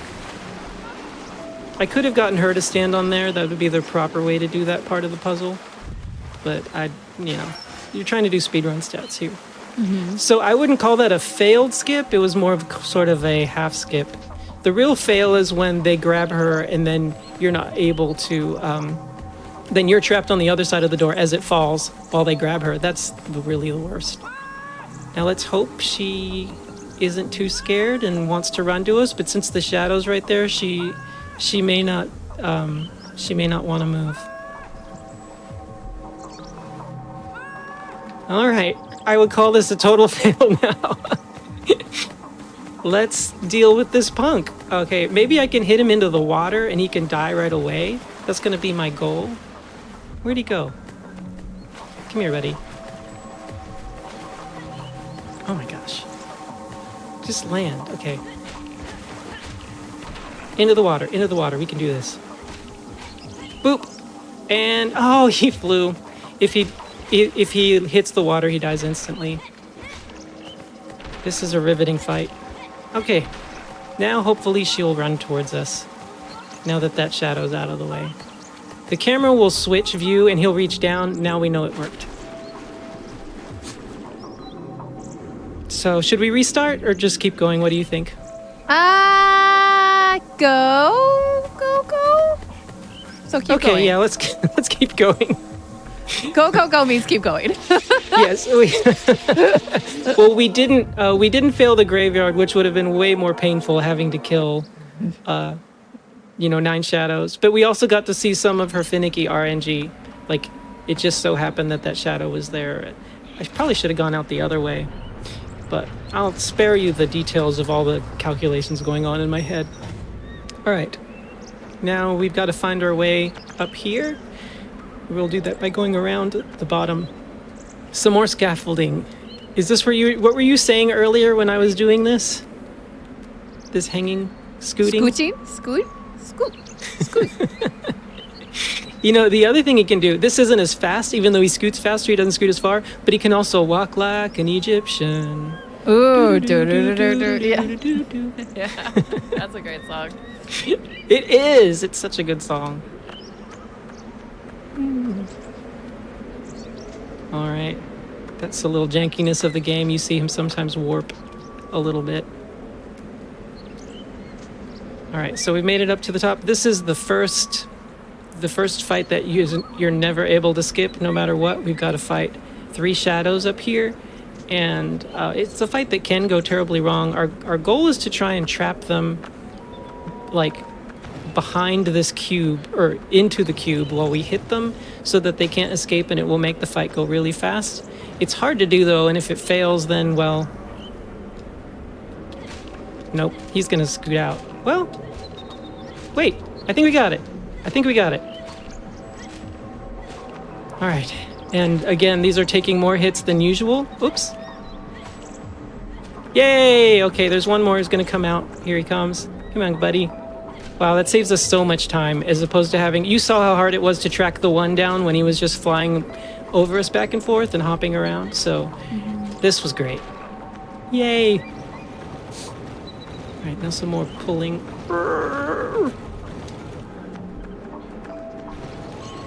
Impossibly cute. I don't know if it will happen or not, but sometimes Yorda gets... When she's scared, she sort of runs towards us.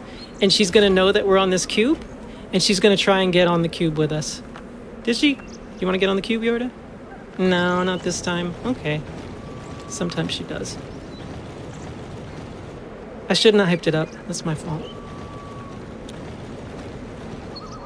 But she's still like, anytime there have been shadows, she stays in sort of a concerned mode for about 30 seconds where she'll follow you no matter where you're going. And that kind of helps here. All right, come on, Yorda. I like the dynamic of these puzzles of, you know, there are sometimes places where Eco can get really easily that Yorda can't. And I know that it may seem sort of cliche as far as escort missions go, but this was like one of the first ones way back on the PS2, like when it was released. Oh, wow. And it just does it so well. That's a spooky jump, but there's a glitch that allows us to catch that chain and it saves us some time. It just does it so well. All right, let's see. Okay, they both scooted down. Oh, but he hopped up quick. Please let me get up. Oh, that was close. All right, we're good. But I also like, I mean, I don't say this to be critical of anyone else or the type of games that they like, but I also appreciate that with this one, their relationship is very platonic. You know, it's just a boy and a girl. The way she's dressed, the way they hang out with each other. It's just like a very wholesome like friendship sort of thing. And a lot of times in those escort missions, I know it doesn't always end up that way. So I like that with this game. It's part of what appealed to me.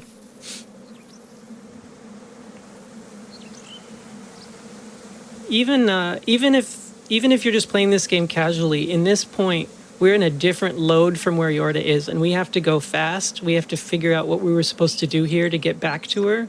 Or else she would get grabbed by shadows, and we'd have to like make it back and save her again. We'd have an unscripted shadow event, and that would be a bummer.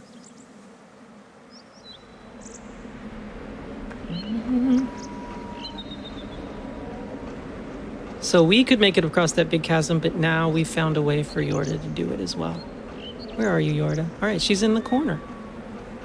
That's good. That usually means she'll run onto the platform while we're hanging from the chain, but we'll see if that happens or not. And I'll look back at her as I start to swing. Nope, not this time. So we'll have to call her from here, and she'll either come quickly or slowly. Oh, there she is. Okay, I'm just being a little extra careful because Cutie-Roo, something that can happen is she can be in a walking animation during that scene, and she'll walk off and fall to her death. Oh, And it will just say game over, and there's nothing you can do about it. Oh. It doesn't happen very often, and it's hilarious when it does.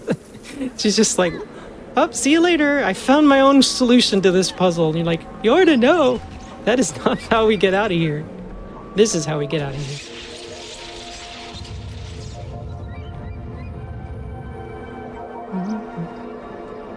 All right, if this were SGDQ, I would say now is a really great time for donations because we're literally yeah. just running a long way to the next puzzles. Yes. So, Gotcha.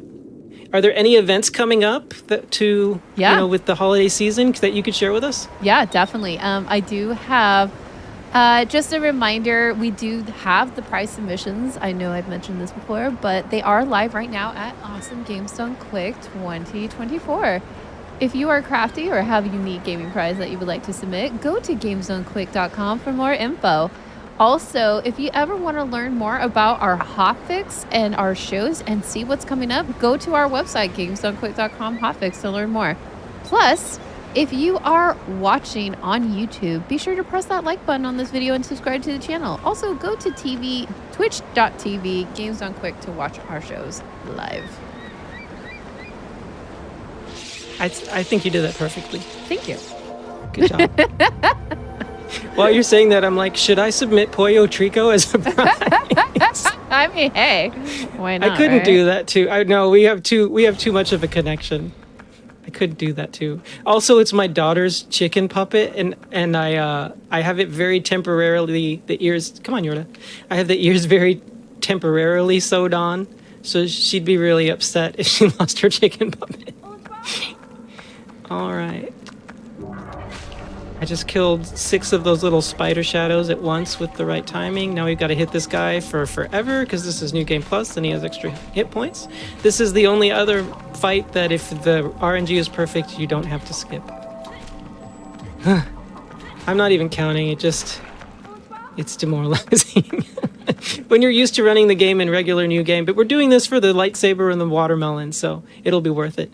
But it just, it kind of sucks a little bit of my soul to have to do so many more hits to kill these shadows. Well, that was a perfect little leap, getting her to come down. Let's make sure she doesn't get stuck here. Yay, she didn't get stuck. And now's another tricky, we're going to try and skip 4 shadows with this part. I do not like how I led her to the ladder there. She might have to adjust too much, but he flew to her instead of running to her, and that makes a difference. If he just ran to her, she would have gotten grabbed. You can go back down to the bottom. Thank you. Yay! All right, that was another great skip. So by leaving her in here and then doing the rest of this on our own, we don't have to fight 4 shadows. And I want to make a joke about foreshadowing now, but I didn't prepare it and I feel upset. I can't follow up with that either. I'll have to just make a mental note to come up with a good foreshadowing joke next time. That sounds pretty dark. I don't know. I was trying. Yay! Yay! You saved it. You totally saved it. Because shadows are dark. Chat, get it? Yep. Yeah. Totally saved it. All right. So we left her alone, so we got to hurry back to her pretty quickly. So we're just doing all the puzzle stuff we'd normally do after fighting those 4 shadows with her in this room. But the good news is now we don't have to wait for her to climb up the ladder here. We're just going to go back into the other area and do the puzzle from this side. This was actually something that Sable unintentionally figured out for us, that you can light the torches from this side instead of the other side. And it gives Yorda a better chance to find you, but I don't know where she is. Yorda, where are you? Okay, she's coming. I'm just going to go ahead and wait for her to get inside the... There we go. And grabbing that sword triggers a little mini puzzle just so we learn the purpose of the sword. It's very organic again, as opposed to like a full-on tutorial. It's just like, hey, you're trapped. How do you get out? Use the sword, maybe. Great game design, if you ask me. Even if you don't ask me, I'm just saying it's great game design. So, yeah, I'm that guy. Great game design. I volunteer my own opinion. Willy-nilly. Oh, yeah. All right. I'll do it with you. Yay. All right. So, this is East Arena. Later, we're going to do something called West Arena, which in some ways is the same, in some ways different. It's on the other side. By the way, you know, when we didn't see the queen because we skipped that cutscene, she closed this giant door on us that we were trying to run through to escape. And when she closed the door, obviously the dilemma was, how do we get out now?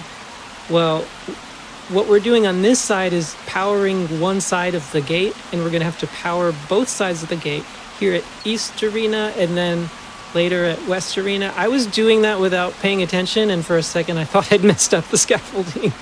Did we really get this far? Okay. I was afraid I was about to just slide down this watery slope.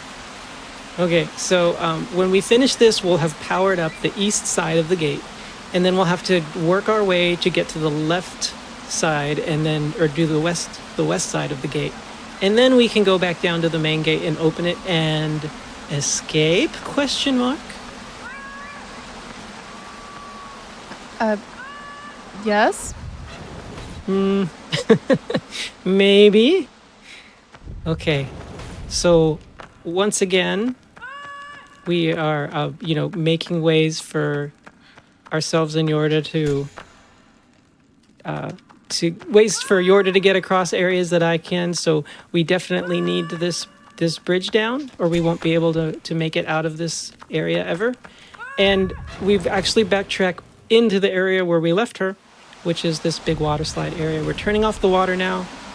We're going to call Yorda, and she can come up. You could go backtrack all the way through, or we can just jump. This is a nice little skip, and here she comes. Yay! Together again. What kind of impression do you get from Yorda's arm wiggling like that as we run, with me holding her hand? The other arm that's kind of like... Well, I don't want to even say what I think. What do you think? What kind of impression do you get from that? A worm? That other... A worm. I like it. Obviously, this is much faster than if I were to run ahead of her and call her, because her AI pathing is not great. Yeah. But it is cute. You know, you see her working her way through. In fact, we may do something a little cheeky later on, because the run is going so well, and we can enjoy how slow her pathing can be. Mm-hmm. The image that comes into my mind when I see her arm running, it makes me think of being a little kid on the highway when my parents were driving down the highway, and just rolling the window down, and then just like, you know, waving your arm through the air as it blows by. Mm-hmm. That's what I think of when I see her arm wiggle.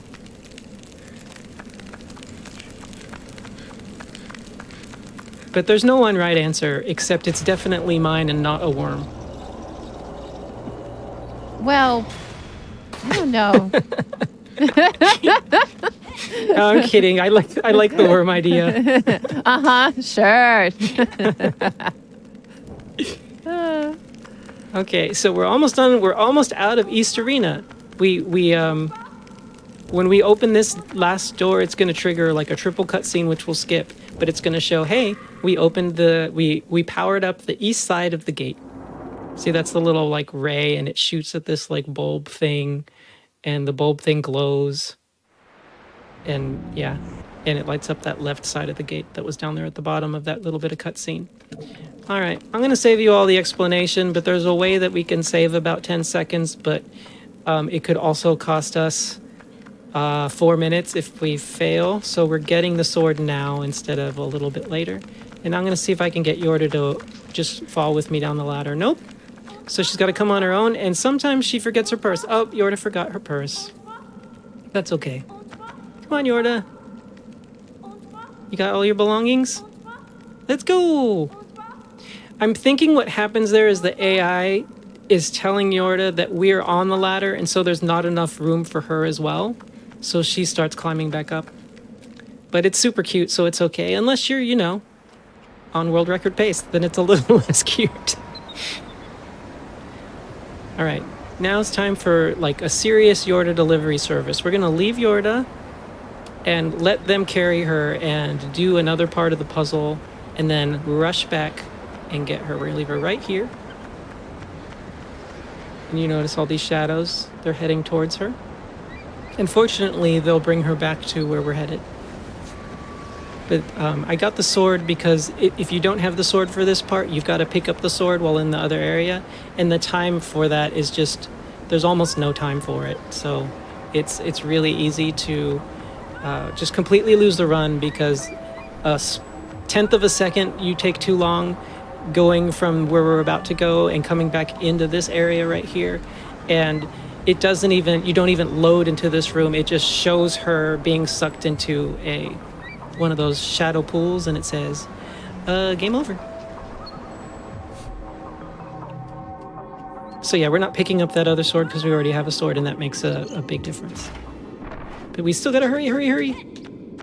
And hopefully we made it out in time. We definitely did. It's a lot harder when you've got to pick the sword up too. Now the question is, where are the shadows? All right, right behind us? That's perfect. This is great. Sometimes it takes them forever to bring her. This time you should be coming right about now. Okay. Oh, they're all together. That makes it harder. Oh, he just ran around to the other side. What a punk. Oh, good. Thank you. Hey, we got that skip. Yay. Where's my hype button? Yay. Hype button. Okay. Bow, bow, bow.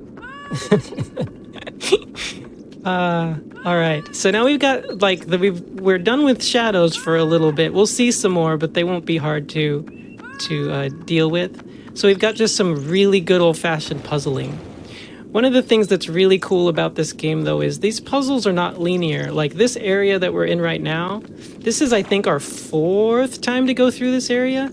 And we loop back and forth through it all the time. And it's really easy to like be like, wait, where am I supposed to go next? And actually backtrack into parts of the castle that you've been in and maybe you don't even remember. And the game's not like, no, silly, this way, because it's obvious, because it's linear. And that's part of why it took my friend and I forever to figure out one of the puzzles. Because there was so much aimless wandering we could do without realizing we were missing something in a certain room that was going to help us progress. And I just think that with games today, most of them don't... let's see if we make it. This is going to be... Yeah, we're fine. I feel like most games today aren't going to be that challenging. Would you say that's fair? I say they're different. Yeah, different type of challenging. Different, yeah. I would say as games have evolved over time, there are differences from definitely the retro era to the modern, and even then they continuously evolve. So it's kind of hard to give like yes or no, but I can safely say it's different. Yeah. Oh, we got a really fast Yorda there. That's nice. Yeah. And again, this game, it's on PS2, so it couldn't be as big. So one of the ways that they increase the gameplay time is by how hard they make the puzzles. Why did I do that? That was weird. Okay. Anyways. I was just trying to drop down, and instead he gingerly hung down from that spot. Alright, so now we'll get Yorda to come up with us into the next area. And hey, guess what? We're getting close to our secret special weapon. Oh, yeah? Come on, Yorda. Run, girl.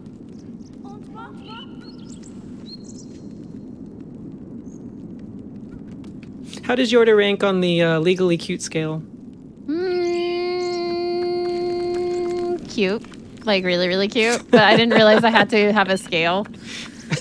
So that she qualifies. That was a That's hesitation. Yeah. She's definitely cute. No, it's just I never thought of my show as a scale.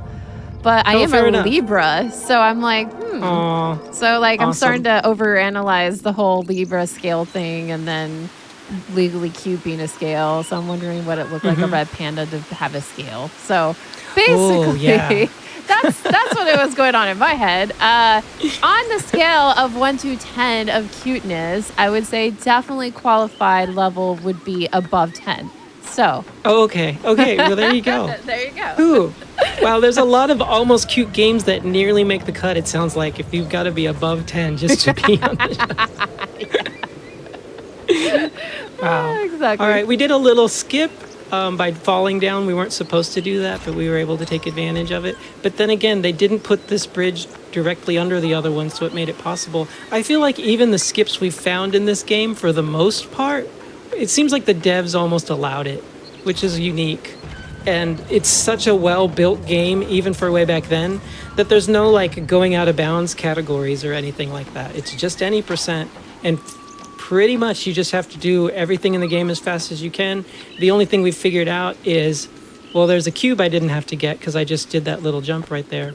But besides that one little thing, it almost feels like everything else the game is allowing you to do, and the only thing to figure out is how to avoid the shadows as best as possible, movement optimization, understanding Yorda's AI, stuff like that. Yes? Yep. What's happening? No, I'm just saying yes just because I'm just trying to imagine like I'm just thinking like why is the worm being more prevalent in my head the more movement I see? Oh, that's great. All right. So now we literally just wait for Yorda to coming up to us, and there's no faster way to do this. So we're just waiting for her. Sometimes I do, the passage that's often quoted at weddings, the love is patient, love is kind. I'll say that during this part because you have to be really patient for Yorda. Oh. But it's a good way to spend the time, and often leads to good discussion in chat. Yeah. When love is patient and love is kind. Mm-hmm. Yeah, yeah. It is not jealous, does not boast, is not arrogant, Yep. does not act unbecoming, does not seek its own. Good qualities to have, or to Yeah. not have, depending. All right, here's the secret room. But we're gonna need to get something else. Like this game, everything in this game feels so naturally well built in a part of the world, except for this puzzle. It's so random, and it's so different from everything else. And you'll see what I mean when we get to it. But this is how we get the mace in the first version. By the way, that corner I just went around, in the PS2 US versions, sometimes he just falls there. He doesn't make it around the corner, he just falls to his death. So, again, another reason why that janky version is not the best. But, well, we're going to see an interesting... It's a great way... I think the puzzle that they have for this is really great. I don't think it's something that everyone would figure out. So the people who do... I nearly scared myself with that jump there. But the people who do, can feel really good about themselves. But first, how is he not cutting his fingers off right here? Do you have any theories as to why fingers aren't just like falling onto Yorda's head right there? Because they're wormy and slimy. Is worm your answer to everything? Yes. No, I'm okay with that. I'm just kind of having a fun joke that's running along. I like it. How many more times do you want to see Kiriro worms into the conversation? Yes. I think I've done it 3 times. Worm her way into the conversation with worms. Okay, good. We got that second try. The timing on that is really tricky, and there's not a great visual cue for it. I'm glad that only took 2 tries. It can be really frustrating come on, Nico. It can be really frustrating in a speed run to not get it first try, and when you're rusty, to get it on second try is pretty nice.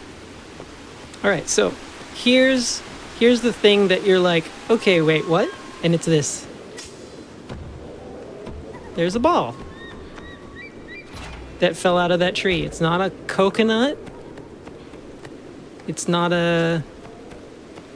it's not like a giant melon of some kind. It's just this weirdly textured ball. All right, where are you, Yorda? We got work to do. Also, see that bird right there? A lot of times Yorda's AI, when she's left to herself, she'll chase birds, and that can really mess with runs. I love Eco's walk here when he's carrying her while carrying the ball. It's so great. All right, so what do you think we've got to do here? Basketball. Basketball? Do you think worms play with basketballs? No. You have to at least have hands, right? What, the wiggling doesn't work? All right, there it is. Hiro, there's the lightsaber. Hiro. Yay! And it's going to be so awesome. Check how big it is. Nice. Oh. Wait, well, what if we hold Yorda's hand? Are you ready? Uh-huh. Whoa! That's huge! Oh my gosh, that is huge. That is amazing, though. That is great. So everything else in this game makes so much sense. You got a ball from a tree. You play basketball. If people are quoting Spaceballs right now, I love you, because there's a very clear quote from Spaceballs that comes to my mind right there. Anyways, and we don't even it just comes randomly through the window. Like, how did that happen? Who threw it? Where was it when it wasn't coming through that window? We need this box for later, by the way. This is going to make the rest of the run go great, though, because this thing just totally wastes the shadows. Even on New Game Plus, where they have extra hits, it's going to kill them in 1 or 2 hits each, as opposed to 11 or 15. Let's hope I get that jump first try. We did. There we go. I see the quote. You guys got it. Yay. All right, put your back into it, Eco. Where's Yorda right now? Is she waiting or is she chasing birds? She's waiting. Oh, there she goes after a bird. Nope, she just saw it. It caught her attention. And we'll fall down here to get her concerned with us so that we don't have to call her. She's just going to come right to us. Ouch, Yorda, that hurt. Come help me. Come on, Yorda. Her pathing got a little confused right there. She was about to fall, and then, I don't know, I guess that place looked a little more precarious for some reason. All right. We are doing great on time, so let's enjoy Yorda's AI pathing for a little bit. We're going to do what I call the jerk move. We're just going to sit right here. Hey, Yorda, get me a Dr. Pepper from the fridge. And this is what her AI pathing is like when you're not holding her hand. There's some stairs right here. You could use them. Nope. Uh-oh, what do I do now? Let me think. No. Ah, now I got it.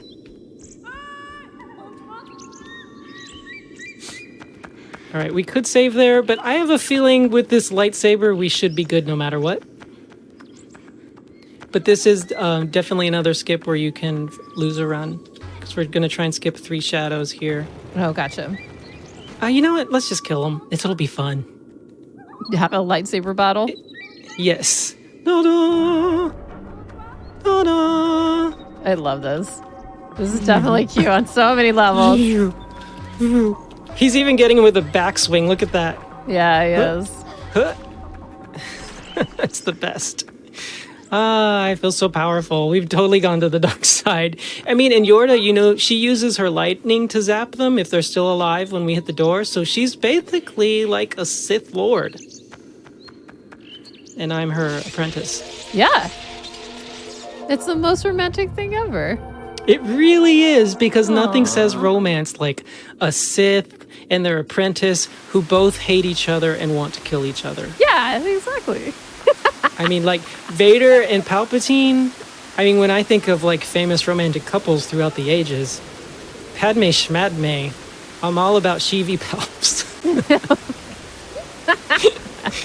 That's I great. couldn't keep a straight face. Yeah, that was a great one. Oh, this is great. We got some floating feet right here.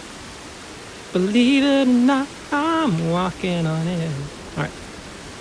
And now we've just got... This is a great area. We're actually going to come back into this area much later in the game. There's some... I love that this did it before Dark Souls did. In fact, Dark Souls was influenced heavily by Eco with the idea of Dark Souls 2 and some of the other ones of, let's go into an area and show you another area that you'll go into later. And then when you're in that other area, you'll be able to look back and see where you were. Like, Eco was like the first game to do this well. And there's no cheating. Like, the architecture is it's all spaced really, really well. It's not like you go into one room and you come out the other and you're magically teleported to another area. No, you always have to work to get to where you need to be. I want to say that there have been architectural studies on this castle itself because of how well it was done. And that's the coolest fact I had. So if you can just take over from here. Okay.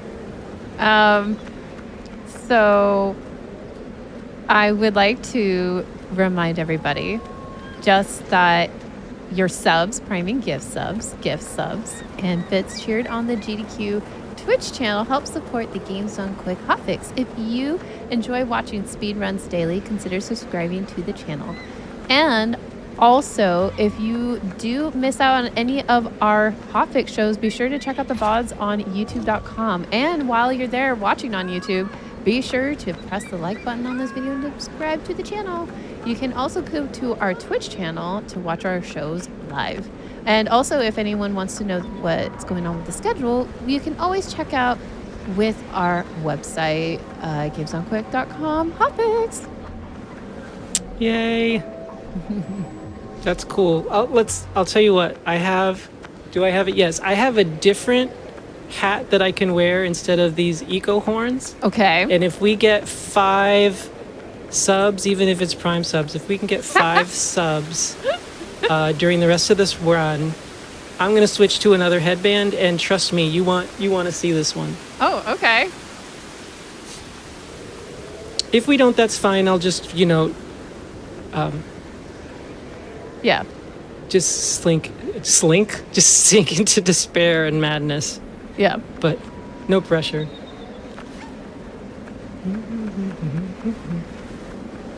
And I also realize, people are saving up for Christmas gifts. Now I'm starting to make all these disclaimers. I like your disclaimers. They're happening like one by one. I mean, by all means, get through the gate. Okay, now we have to kill this guy. Well, And we'll just wait for him. I was going to say, are you wanting to take a break or would you like to pull through? Oh, I'm fine with pulling through. There's going to Cool. we're getting close to some moments where I can do a little bit of a stretch. But thank you. Yeah, but we're good. We're good. As long as you're good, I'm Yep, good. I'm good. We're good? Yep, we're good. Good, good, good. Can't worm your way out of this one. Nope. I cannot. I can't wiggle. Oh, wait. We got that's two. subs. I see We've got two. two. Just 3 to go. That's very nice of y'all to do. Thank you for sharing. Oh, 3. I see 3. Is that 3? Yep, that's 3. Ooh. 4. 4.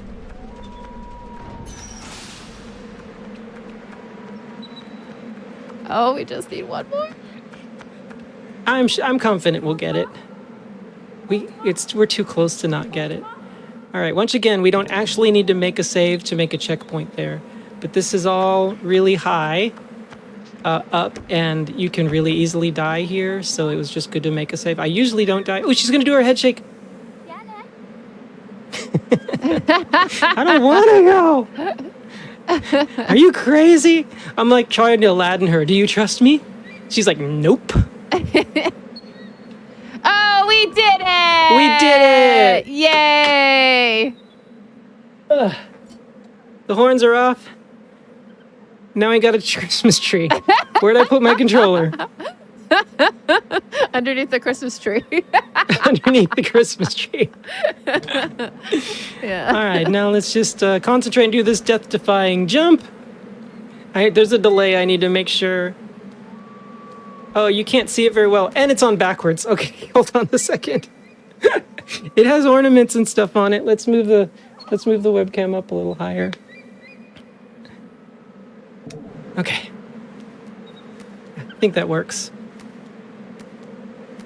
Am I still? Let me know if I'm still in the screen. You are still in the screen, but the tree on the top is a little...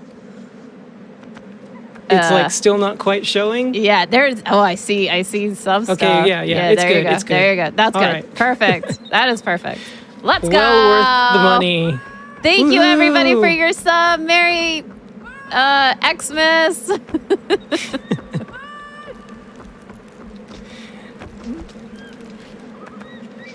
All right, we've got another bomb toss to do because they want us to use the sticks to light the bombs, but we never have to since they also allow the bombs to be lit if you jump very well. So let's hope we can get this first try. It's lit. Just like this stream tonight. Mm-hmm. And Eco didn't climb all the way up, but that's okay. Eco. We can also die here. I'm going to just be super careful this time and jump off this ladder instead. Okay, sorry, camera. All right, so we were trying to get a drawbridge to drop so we can get Yorda to come with us. And we also need to do that bomb because it made another bridge. So it's 2 different bridges we were having to get Yorda on.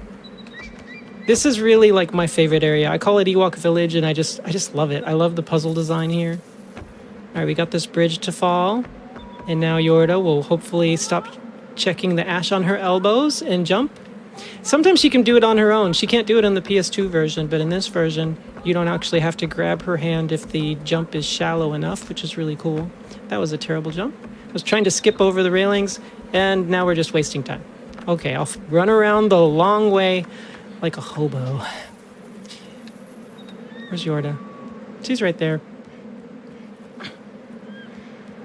So the next gap we have to... It's basically like 3 big gaps we're having to get her across.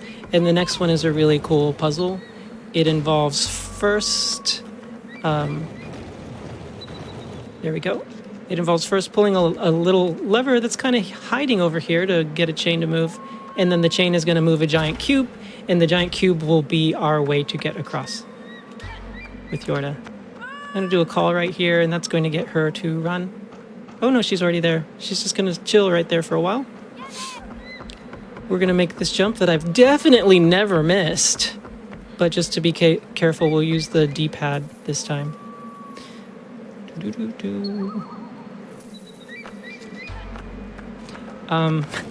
It's a shame I don't have them in here, or we could push for more subs, but I also have a headband that's like reindeer antlers, and they start to blink. You can make them blink. But I forgot that. Forgot to bring that one. So next year when Sable and I are back, right? Yeah. Yes. Huh? Yeah. Huh? Yep. All right. So that crane got this cube to come across. I'll make sure it's down there so I don't drop to my death. And now we're gonna fall. Yorda's gonna come running, and hopefully she'll come to us quickly enough and do this jump before the shadow grabs her. Sometimes the shadow feels really oh gosh, this was one of those times. Please don't drop Yorda. Thank you. Okay. Yorda can fall there too and die. That shadow was being very ambitious. Usually he just stays on that other side and is concerned as we make our way across. Oh, hello. Sith Lightning, go Sith Lightning. Go Sith Lightning, go Sith Lightning, go. I don't know why I thought of Grease all of a sudden, but that's the way my brain works sometimes. Yep. You shoot your beams, and they get creamed. Sith Lightning. Whoa.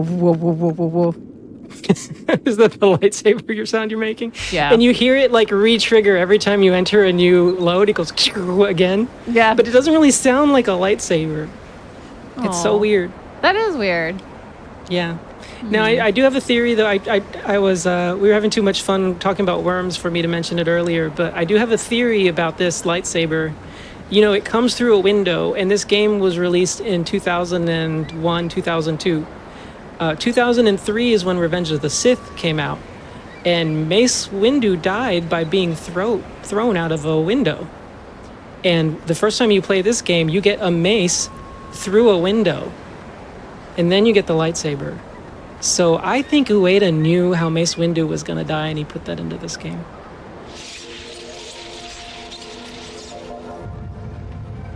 You're in stunned silence, I can tell.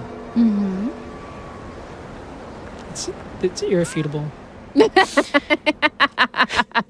How dare I? Yeah. There's no need to say anything. I mean, that was really a mouse drop sort of moment, so. Well, no, I'm just thinking. It's like, you know, that computer that's thinking, that's me. Yeah, I get it. It's a lot to process. Oh my gosh. The one downside to this little guy here is he doesn't always cut as well when you're not holding Yorda's hand. Yep. And you can't do jump cuts like, oh, so now she's already here waiting for us. Usually we meet her right there. Aww. She was ready for us though. I love that you two are like that. There's holding hands, and Yeah, the saber gets it's bigger, and Mhm. and yeah. Now we're trying to kind of solve puzzles together. It's really romantic. It's like you're always on a date. Yeah, a date in an escape room. And Yeah. also, if you don't make it, you know, she gets possessed by her mom for all eternity. So yeah, same thing, same difference. Mm-hmm. Great first date. Yep. I mean, you know, anyone could just go and sit at a movie together and not actually learn anything about each other on a first date. Here, TMI, honestly. Yeah, I was by the end of wondering. this. I was thinking, Like, you know, this is all a the long. flaws. Yeah. Yeah. Yeah, this is a pretty long one. Yeah. A 3-day date, you know, in the average. Come on. That was okay, good enough. She's going to fall down. This skip is a lot easier than the one. If this looks familiar to you, it's because we're in West Arena now, and this skip is a lot easier than the one in East Arena. All right, jumping is a little bit faster, so I'm going to do some jumps, but not if I jump in that direction, then that just wastes time. All right. So we're skipping 8 shadows here. I'm trying to think of a joke about 8 shadowing, but it's not coming to mind. That was bad. All right. So you know those moments where your soul dies? Uh-huh. Yeah, that was me. Oh, okay. So that's I made that joke. Yeah. No, I'm just kidding. Good. I'm just No, kidding. no, that's okay. It's a because usually it's Sable who I do that to. And Okay, Sable, if I can gotcha. just hold your hand, this will go way better. Thank you. What? Whatever. I don't need to kill you. All right. The great thing about this game is the way they designed it is the shadows only appear if Yorda is there. Because you don't actually... Eco doesn't have a health bar. So unless he hits like a death plane or something, the only way you're going to die is if Yorda gets captured. So if you're in an area where there would be shadows, but you don't have Yorda with you, there's no point in those shadows being there. So a lot of the skips we do, like me leaving her right here, right now, has to do with... Well, if we would have had to fight 8 stinking shadows and it would take forever for them to all show up and fly over to us because they'd be spawning from all over this gigantic room and even from outside, then why not just do it without her? And that's the goal. That's where a lot of the skips come from. And interestingly, you know, there's a certain amount of time you can leave her alone and then she'll go, ah! And the camera will move over and it'll be like, oh, she got grabbed. But right now we're outside, but we're actually in the same load as the water slide that we just left her in. So it's like we reset the timer. She's right over there. I couldn't see her. No, Where was because, she? you know, she's inside the building. But if Really? you call to her from here, from very far away, you can hear her go, Yane, which means I can't follow you. And she's shaking her head no. Aww. So that's super cool. All right, now we again have to go really fast because we're not in the same load as her. So that's the tricky part about this. If you're a newer runner, this part is a little bit nerve-wracking, just making sure you do this fast enough. But once you kind of just remember the puzzle, it's great. When you've got your sword, it's really easy to do the double cuts on these ropes like we did earlier. But with the lightsaber, I have to be super careful, and because of the timer, I'm like doing this like forward standing thing. Oh gosh, man. Okay, whew. That's one. I think we'll make it in plenty of time. But I remember one time, the first time I did this, I was like, why is it so hard to cut these with the lightsaber? It's just because it doesn't have as big of a reach. And you could spend too much time. Come on. There we go. All right. And so kind of like last time, we've doubled back into the water area where she is. But this fence is higher, so we can't just jump down to her. We're going to have to go back and get her. But before we go get her, we still have a puzzle we have to do. We've got a bomb. Just Okay. go ahead and get to the bomb over here. Because we need to blow up a little door to be able to reach her. Oh.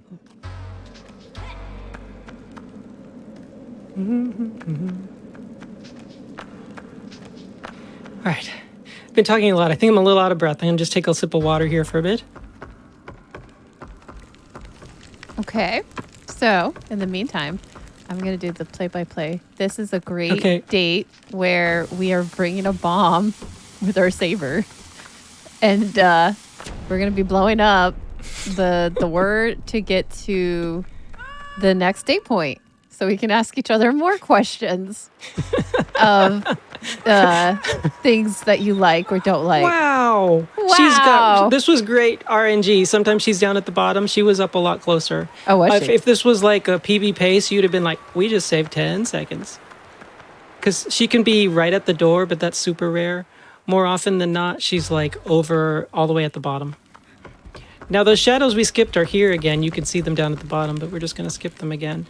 And this, when you don't have the lightsaber, becomes the scariest part in the game.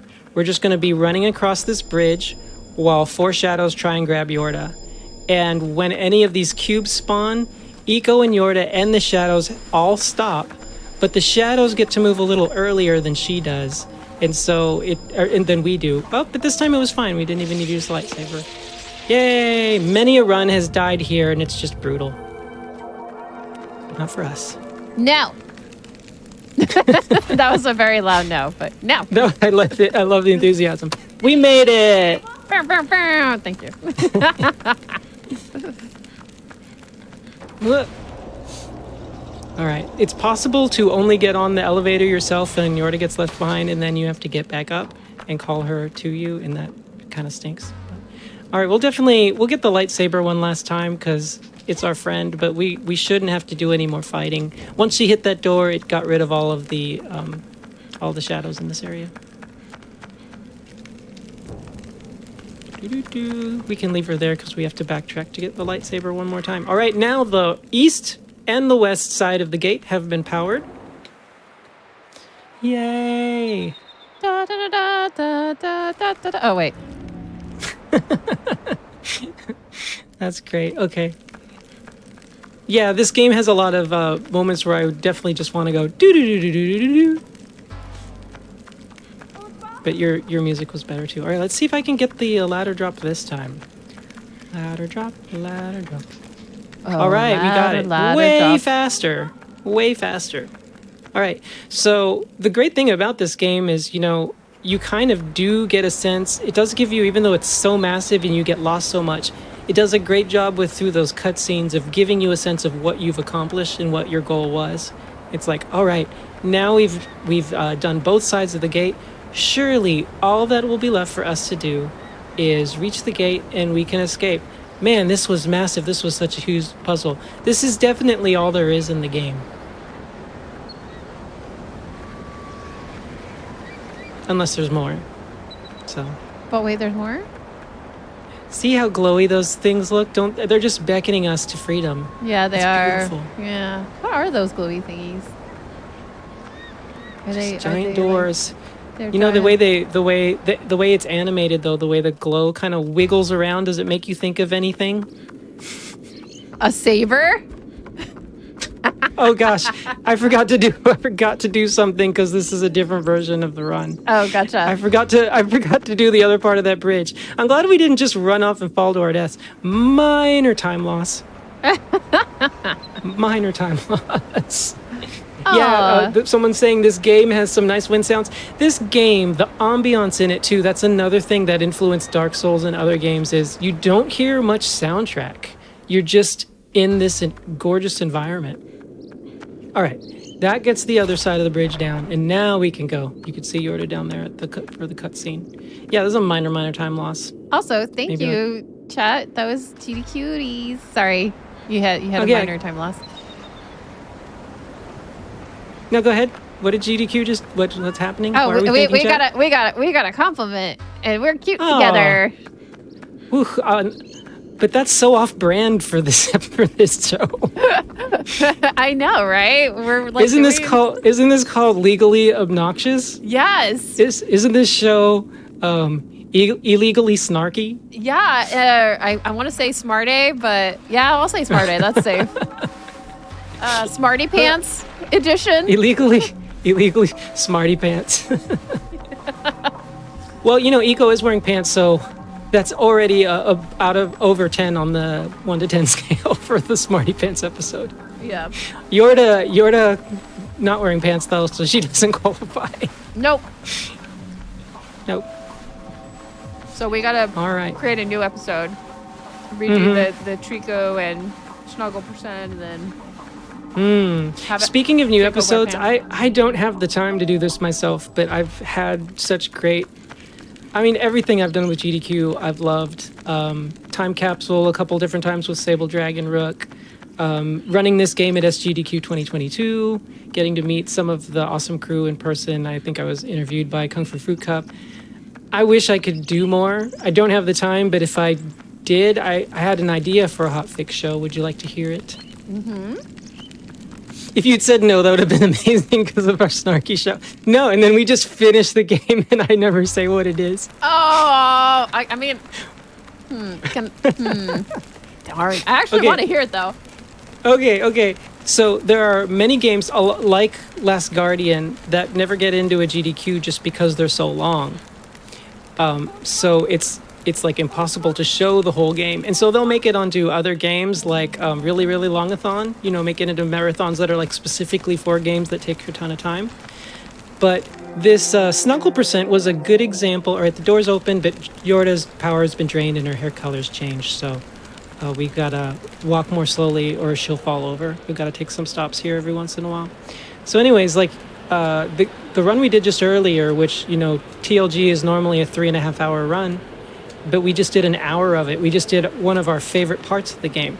So instead of doing the whole game, you do your favorite part, so you just do some of the game. Want to guess what my idea was, what to call it? Whole? Snuggle? Some? Yes. call it wholesome.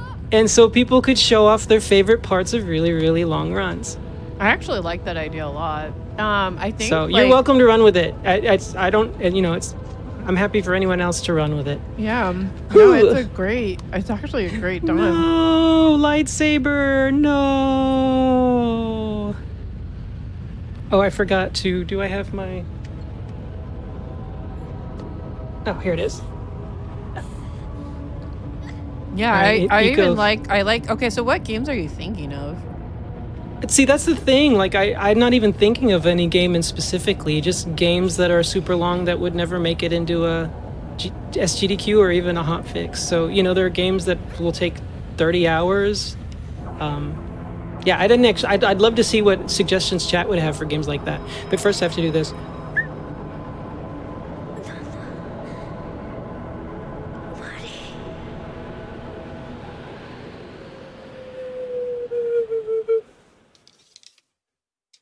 All right, that was very important. That didn't get noise gated, did it? Mm-mm. Okay, good. Do you have any thoughts on what would be a good game for that? Literally, we're just like, we don't have Yorda anymore, so there's no shadows showing up. There's no weapon to hold. There's no need for a weapon, so we're just going to be doing some platforming until we can get back to Yorda. That's all this is. Got it. So okay. I'd like us to just turn this into a discussion about wholesome.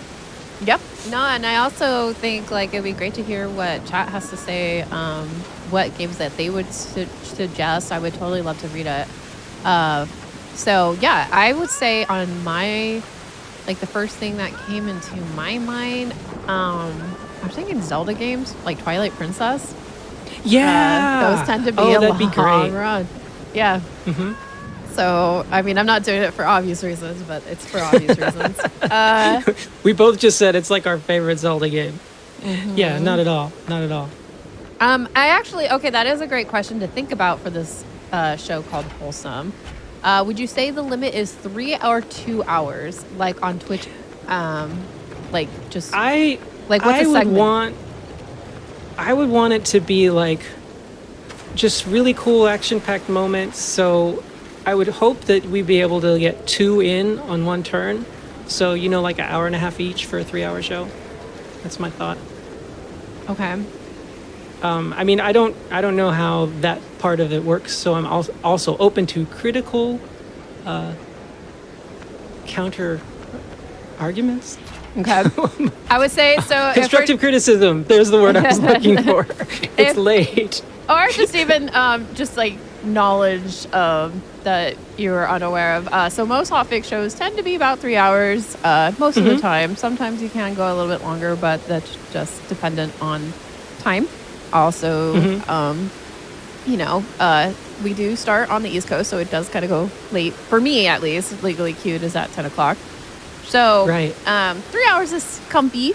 And so I would say you could probably like what we did tonight, for example.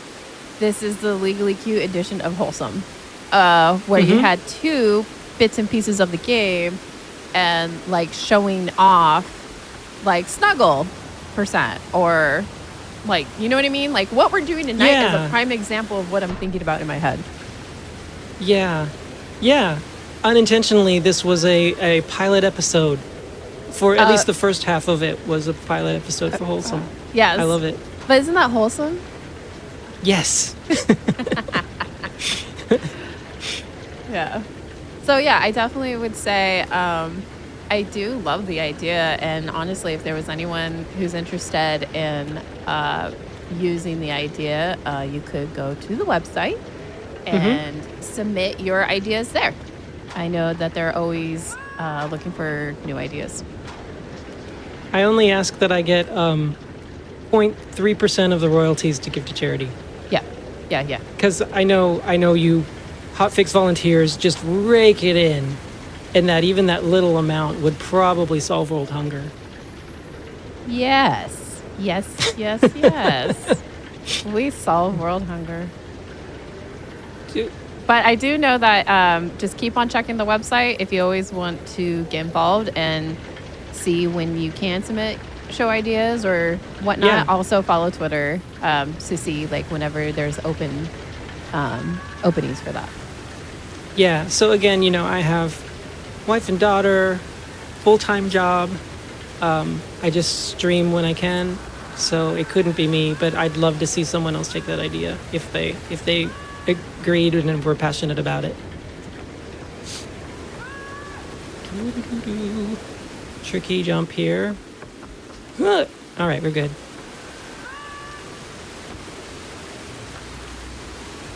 I like how Eco just likes testing out the acoustics in whatever room he's in, Mm-hmm.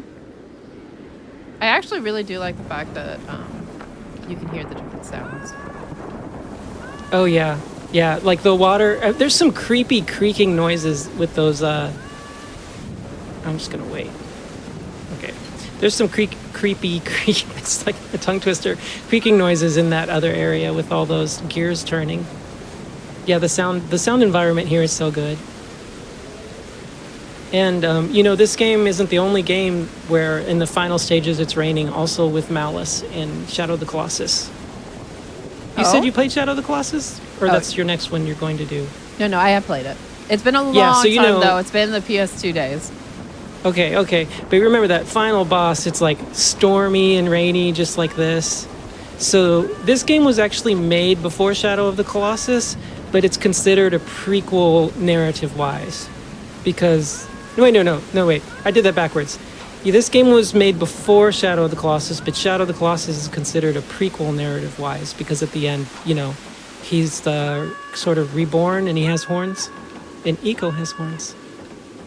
Wait, are you telling me that there's like a conspiracy theory brewing right now? It's not a conspiracy theory. It's like there's a definite universe. What in the world? There's a definite intention to Ueda building like a sort of world that, at least, if not the same world, the same universe that all three of his games, Eco, Shadow of the Colossus, and Last Guardian, are part of. It's like an homage, yeah. Yeah, but I mean, there was only one boy with horns, and now here's just this one boy with horns who's considered cursed. And you remember in Shadow of the Colossus, like, he absorbed all of those dark, shadowy-looking creatures, and Eco has to fight shadows that look very, very similar.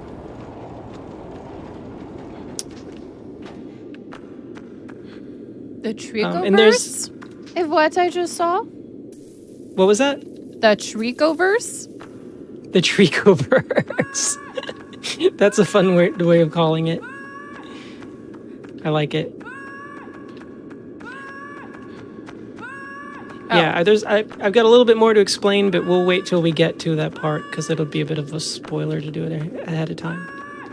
Our kind of like our battle before the final boss battle. All right, there's a ladder we could take, but we'll just do this because of that door there. Although if we went all the way down to the bottom, we would die. We don't want to do that. Not in a speed run. Hey, does that look to the right of Eco there? Doesn't that look like an Easter Island head? Like the nose and a mouth? I just can't not see that in those rocks there. You can see it again when I come back across. Yeah, I have to relook. All right, now we pick up the sword with one of the buttons. I'll let this cutscene play. I have the power.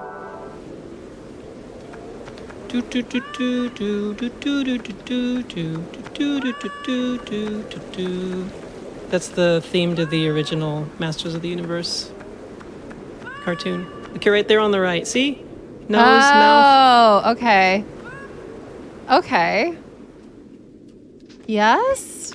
But like... You don't have to humor me. I don't know. No, I don't think I've seen it. Okay. I'll have to like... I'm totally glad you saw through me.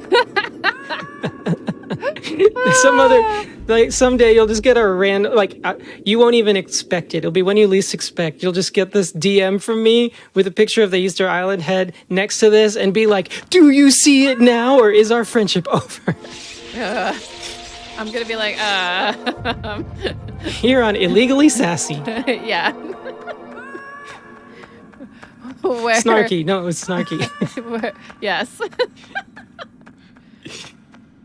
All right, we're getting close to the end. There's Yorda. She got turned to stone, and now those horned creatures are all. And here's where it hits us. Wait a second. Every shadow creature that we've fought has horns, and we have horns. Oh, that was a great start. Wow. I should have killed him. Oh well. And when I kill these things, we're back in the room where we started. We're back in the floor where we woke up after we hit our head at the very beginning, after we'd been left to be sacrificed. And as we hit these shadows and they get disembodied, they start to cause the sarcophagi to glow. So what do you deduce from that?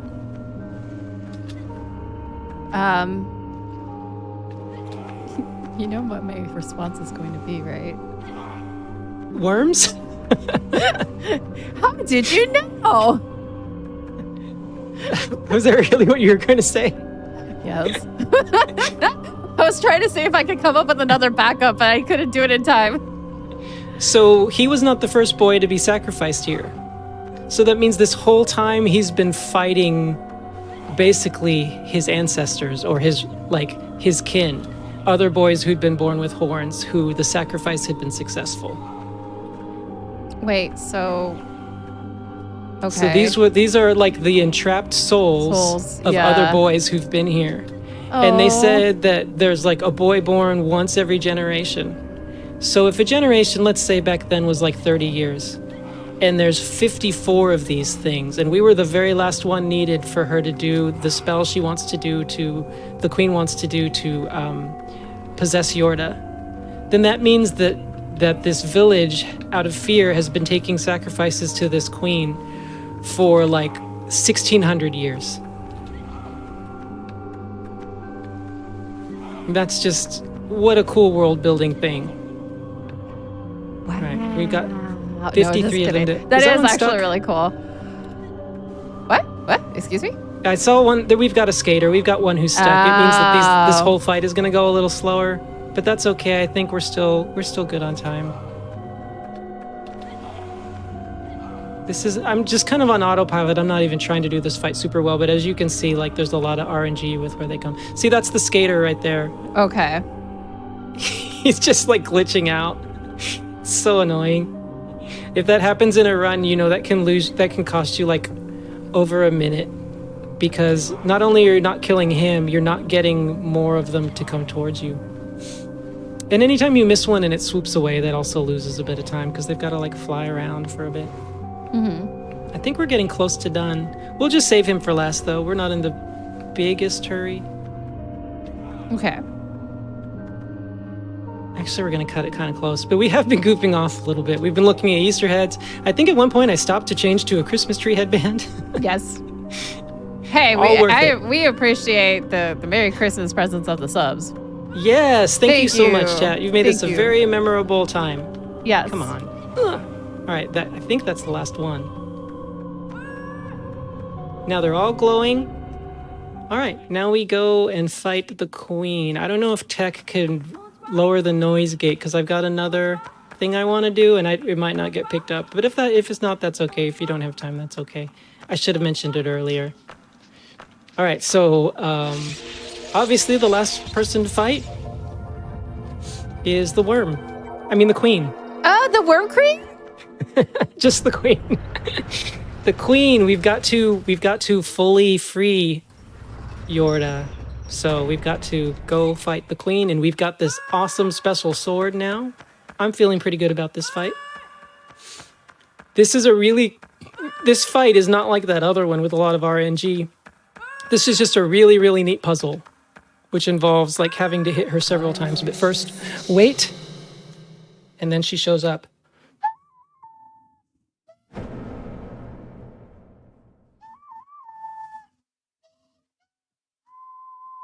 Okay, let's go.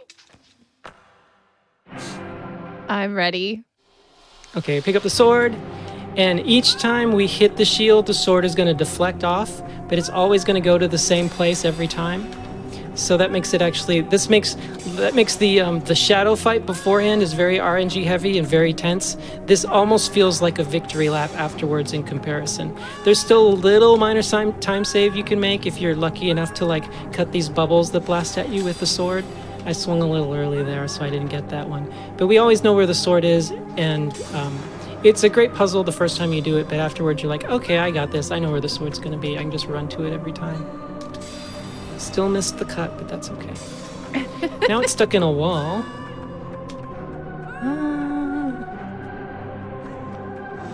That was way too early. I have the sound down a lot. Usually I use the sound to help me. Excuses, you know. And when you don't have the sword, that blast will turn you to stone, unless you're hiding behind this pillar. So that's the one time we need to use the pillar in this puzzle. All right, maybe just once. Yay, we got it. See, it didn't slow us down. And now, why not? Oops. Let's just hang out here for a second. And samurai death from behind and hit her. This is not time because we still have to get the watermelon, but we got the queen. Yay! Yay! And now we have about 10 minutes of credits before our special end scene where we will get the watermelon. Oh, yay! Almost a Kill Bill moment. I agree. Yeah. I was going to say, this is just like, you know, you have the, I'm glad that we're finally going to get the melon. We got our saber, but now we're going to get the melon. Yes. Well, we've got a lot of time. I have a couple things I like to do. First, to kind of give my voice a little bit of rest before we do the song. I'm really, really proud of this picture I got from that I got pretty recently from a store. You know about the dogs playing poker. This is dogs playing a video game. That's so cool. That is really cool. I can't see what's happening. Can you see the whole picture? Yeah, well, most of it. Like you can see like the majority of it. Maybe just kind of move it horizontally. Because just a little bit. There you go. Yeah, there you go. There you go. That's perfect. Okay. To your right, my left, and your left, my right. Yeah. Which dog are you when you're playing an intense game? Me. I am the one in the middle. I think I'm the little growly one down here at the bottom. Aww. I'll get this someday. Yeah. Oh, that is such a good picture, though. Right? It's the new dogs playing poker, and it's so perfect. Mm-hmm. It just spoke to me on an emotional level, deep emotional level. All right. We are going to now do a parody song. And I can go ahead and just lower I can just mute the music from my side. Okay. So now they can't hear the music, I believe. And we're going to do a song called Yorda, which is a parody of Layla by Eric Clapton. If I can remember all the lyrics at almost midnight. My time. All right.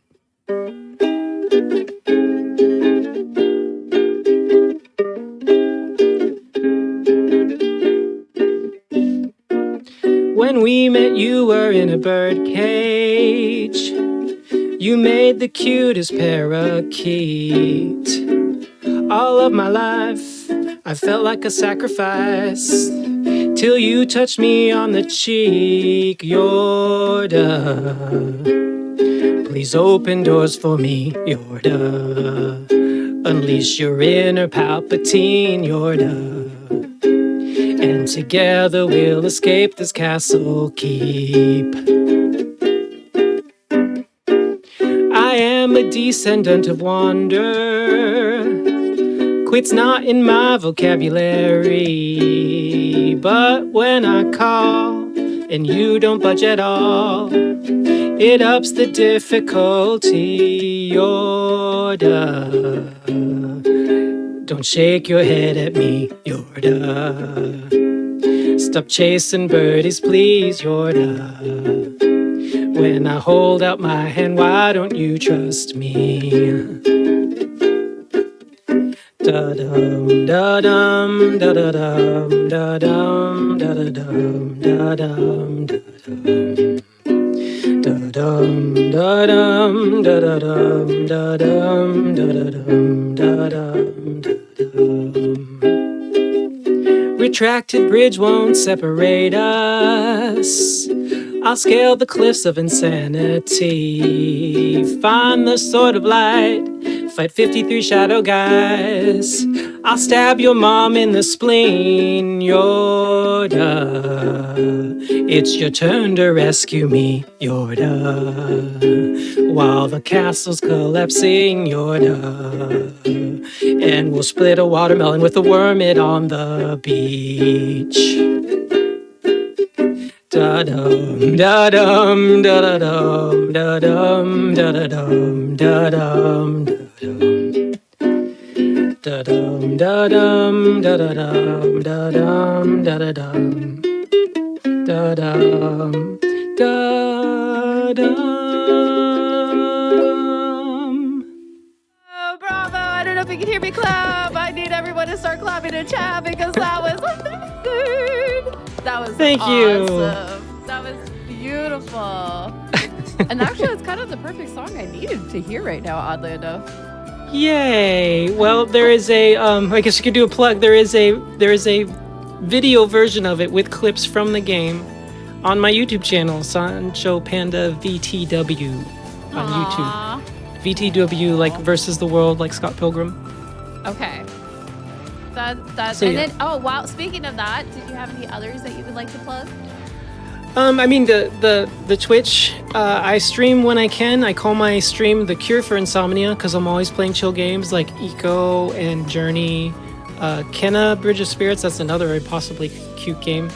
And I stream late at night, and people just hop on. Usually just like somewhere between 6 and 10 viewers, and we just hang out. I do a lot of talking with chat, and we just relax, and I help them chill at the end of a long day before they go to bed.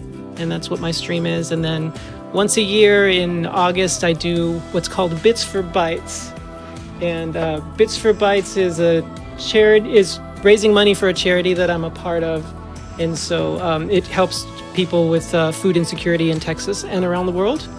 And I don't have it with me, but sometimes I like make Mario hats and Luigi hats. And I've got a Waluigi hat over there. Hold on real quick. Okay. So this past year, I made these hats for people who donated 100 or more.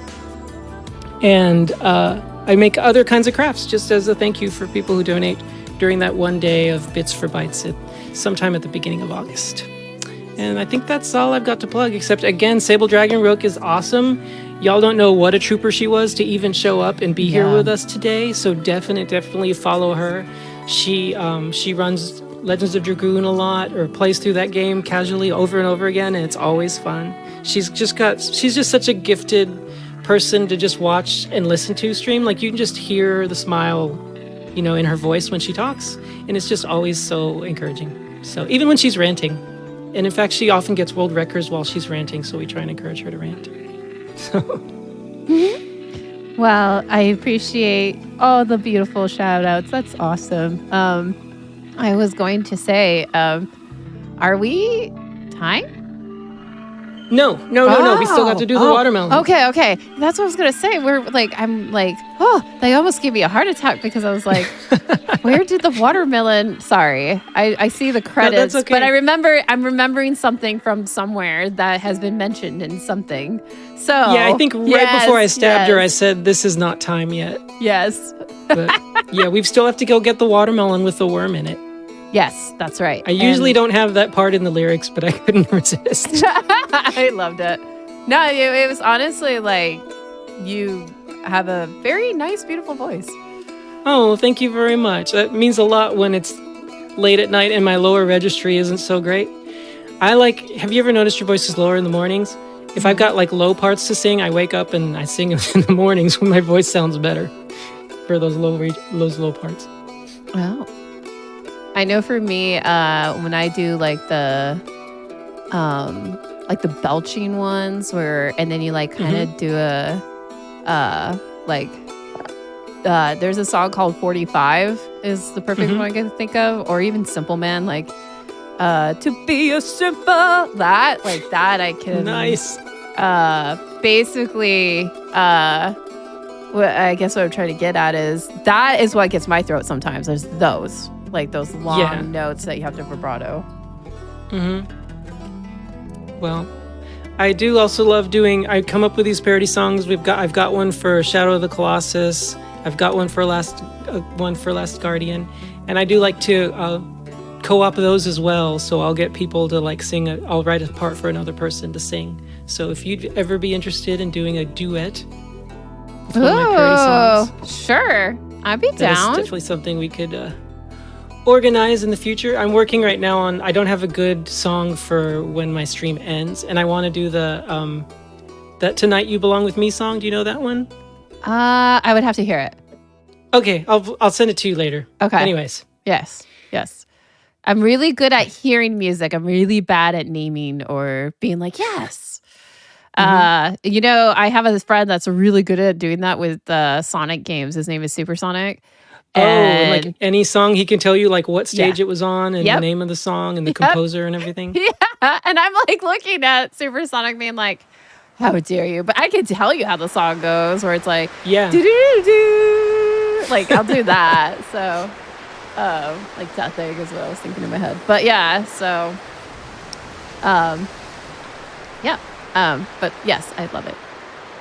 Well, my joystick was like stuck or something. It was like looking off in the distance. There was supposed to be this real dramatic moment of looking down on the boy in the boat, but instead it was like, check out this cliff. All right, we're almost done. Normally at this part of the speed run, this is actually in the regular any percent because there's an in-game timer that shows up. And so we have to finish this to get an in-game timer run. Since loads are uneven, it's very important to not stop with the queen stab, or that would be unfair because then it would be based on like individual performance, and sometimes performance of the game from one run to the next might not be the same, but with the in-game timer it kind of evens everything out. So these kind of look like those balls or the bombs, but these are actually watermelons. These are watermelons. You can even throw them and they explode. What? Oh. And now just by holding on to this watermelon when we meet Yorda, she's on the beach over there, we're going to get a different cutscene. When it fades to black, that will be time. And hurry up, Eco. We've got to make estimate. Go. Go. Use your legs. You know how to go. Right, left. Right with another left. Show them you've been practicing. Oh gosh, it's so far away. We still have a minute and a half. I believe it's going to be close. I will tell you. She's over there on the water, you see. Why is she so far? I'm just asking. Because it's like you show up there and the first time you're playing the game, you don't know what to do. And it just rewards you for being curious and wandering around. And then you're like, whoa, it's Yorda. And it's just really great because from the ending cutscenes, we assumed she was going to have given her life. Oh, we got this, I think. What? Go, Eco, go. I was going to start jumping, and I almost pushed the button to throw the watermelon, and it would have blown up, and I had to go get another one. So I'm just not going to push any buttons. One-handed ending. Where's the puppet? I can have the puppet again. Oh, I also have a sock Yorda puppet. Ooh, you do? When I play this, so 2 NG plus, you can, okay, let's wait. Here's time, ready, and time. Ooh, we barely made it. So you can also play 2-player in New Game Plus. And one time I played both of myself and I controlled Yorda with my feet and I had this sock on my foot while I controlled Yorda. Oh, did you? Yeah, it's that's so Yorda's. good. My wife was like, that's really weird. So she allowed for me to do it once. And I can never do it again. And there's the watermelon ending that a lot of people have never seen before. Yay! Yay! So we're done. Aww. And I already did my shout outs. Any closing comments you want to make? I'm through. I'm ready to rest my voice and get some sleep. Yes. Seems like we had some Yes. troopers in chat too. So Yes. thanks for hanging with us. Yeah, and thank you for doing such a great job talking and hanging out with me and making jokes with me. It was a lot of fun. I definitely I had have a to blast. say, I definitely am interested in doing some music with you, so that would be fun. Yay. I definitely want to say, so my closing would be, I want to thank everyone for coming, all the GDQs and you and Sable and the tech team, the tech crew, just everybody who has been here tonight hanging out. Just definitely appreciate mods, just everyone. I appreciate you all being here. It was a wonderful time. I loved how it was a very unique show that might be the boot for wholesome. So I want to hope that someone does submit that show idea. Definitely check out Sancho. It's in chat. You can see it pinned, or you could do anything where you could subscribe on Twitch. And also check out the eco community, the Last Guardian community on speedrun.com. Wonderful people like Sable and Sancho. So definitely always get involved. If you're ever curious, get involved. But yes, I want to say thank you again. And this is my show, Legally Cute. We are going to be signing off for the night. Let's have a wonderful night, East Coasters, and anyone who's about to get snugly into their beds. Time zones backwards on. Alrighty. Well, thank you all again, and I will be back in 2 weeks from now. You all take care.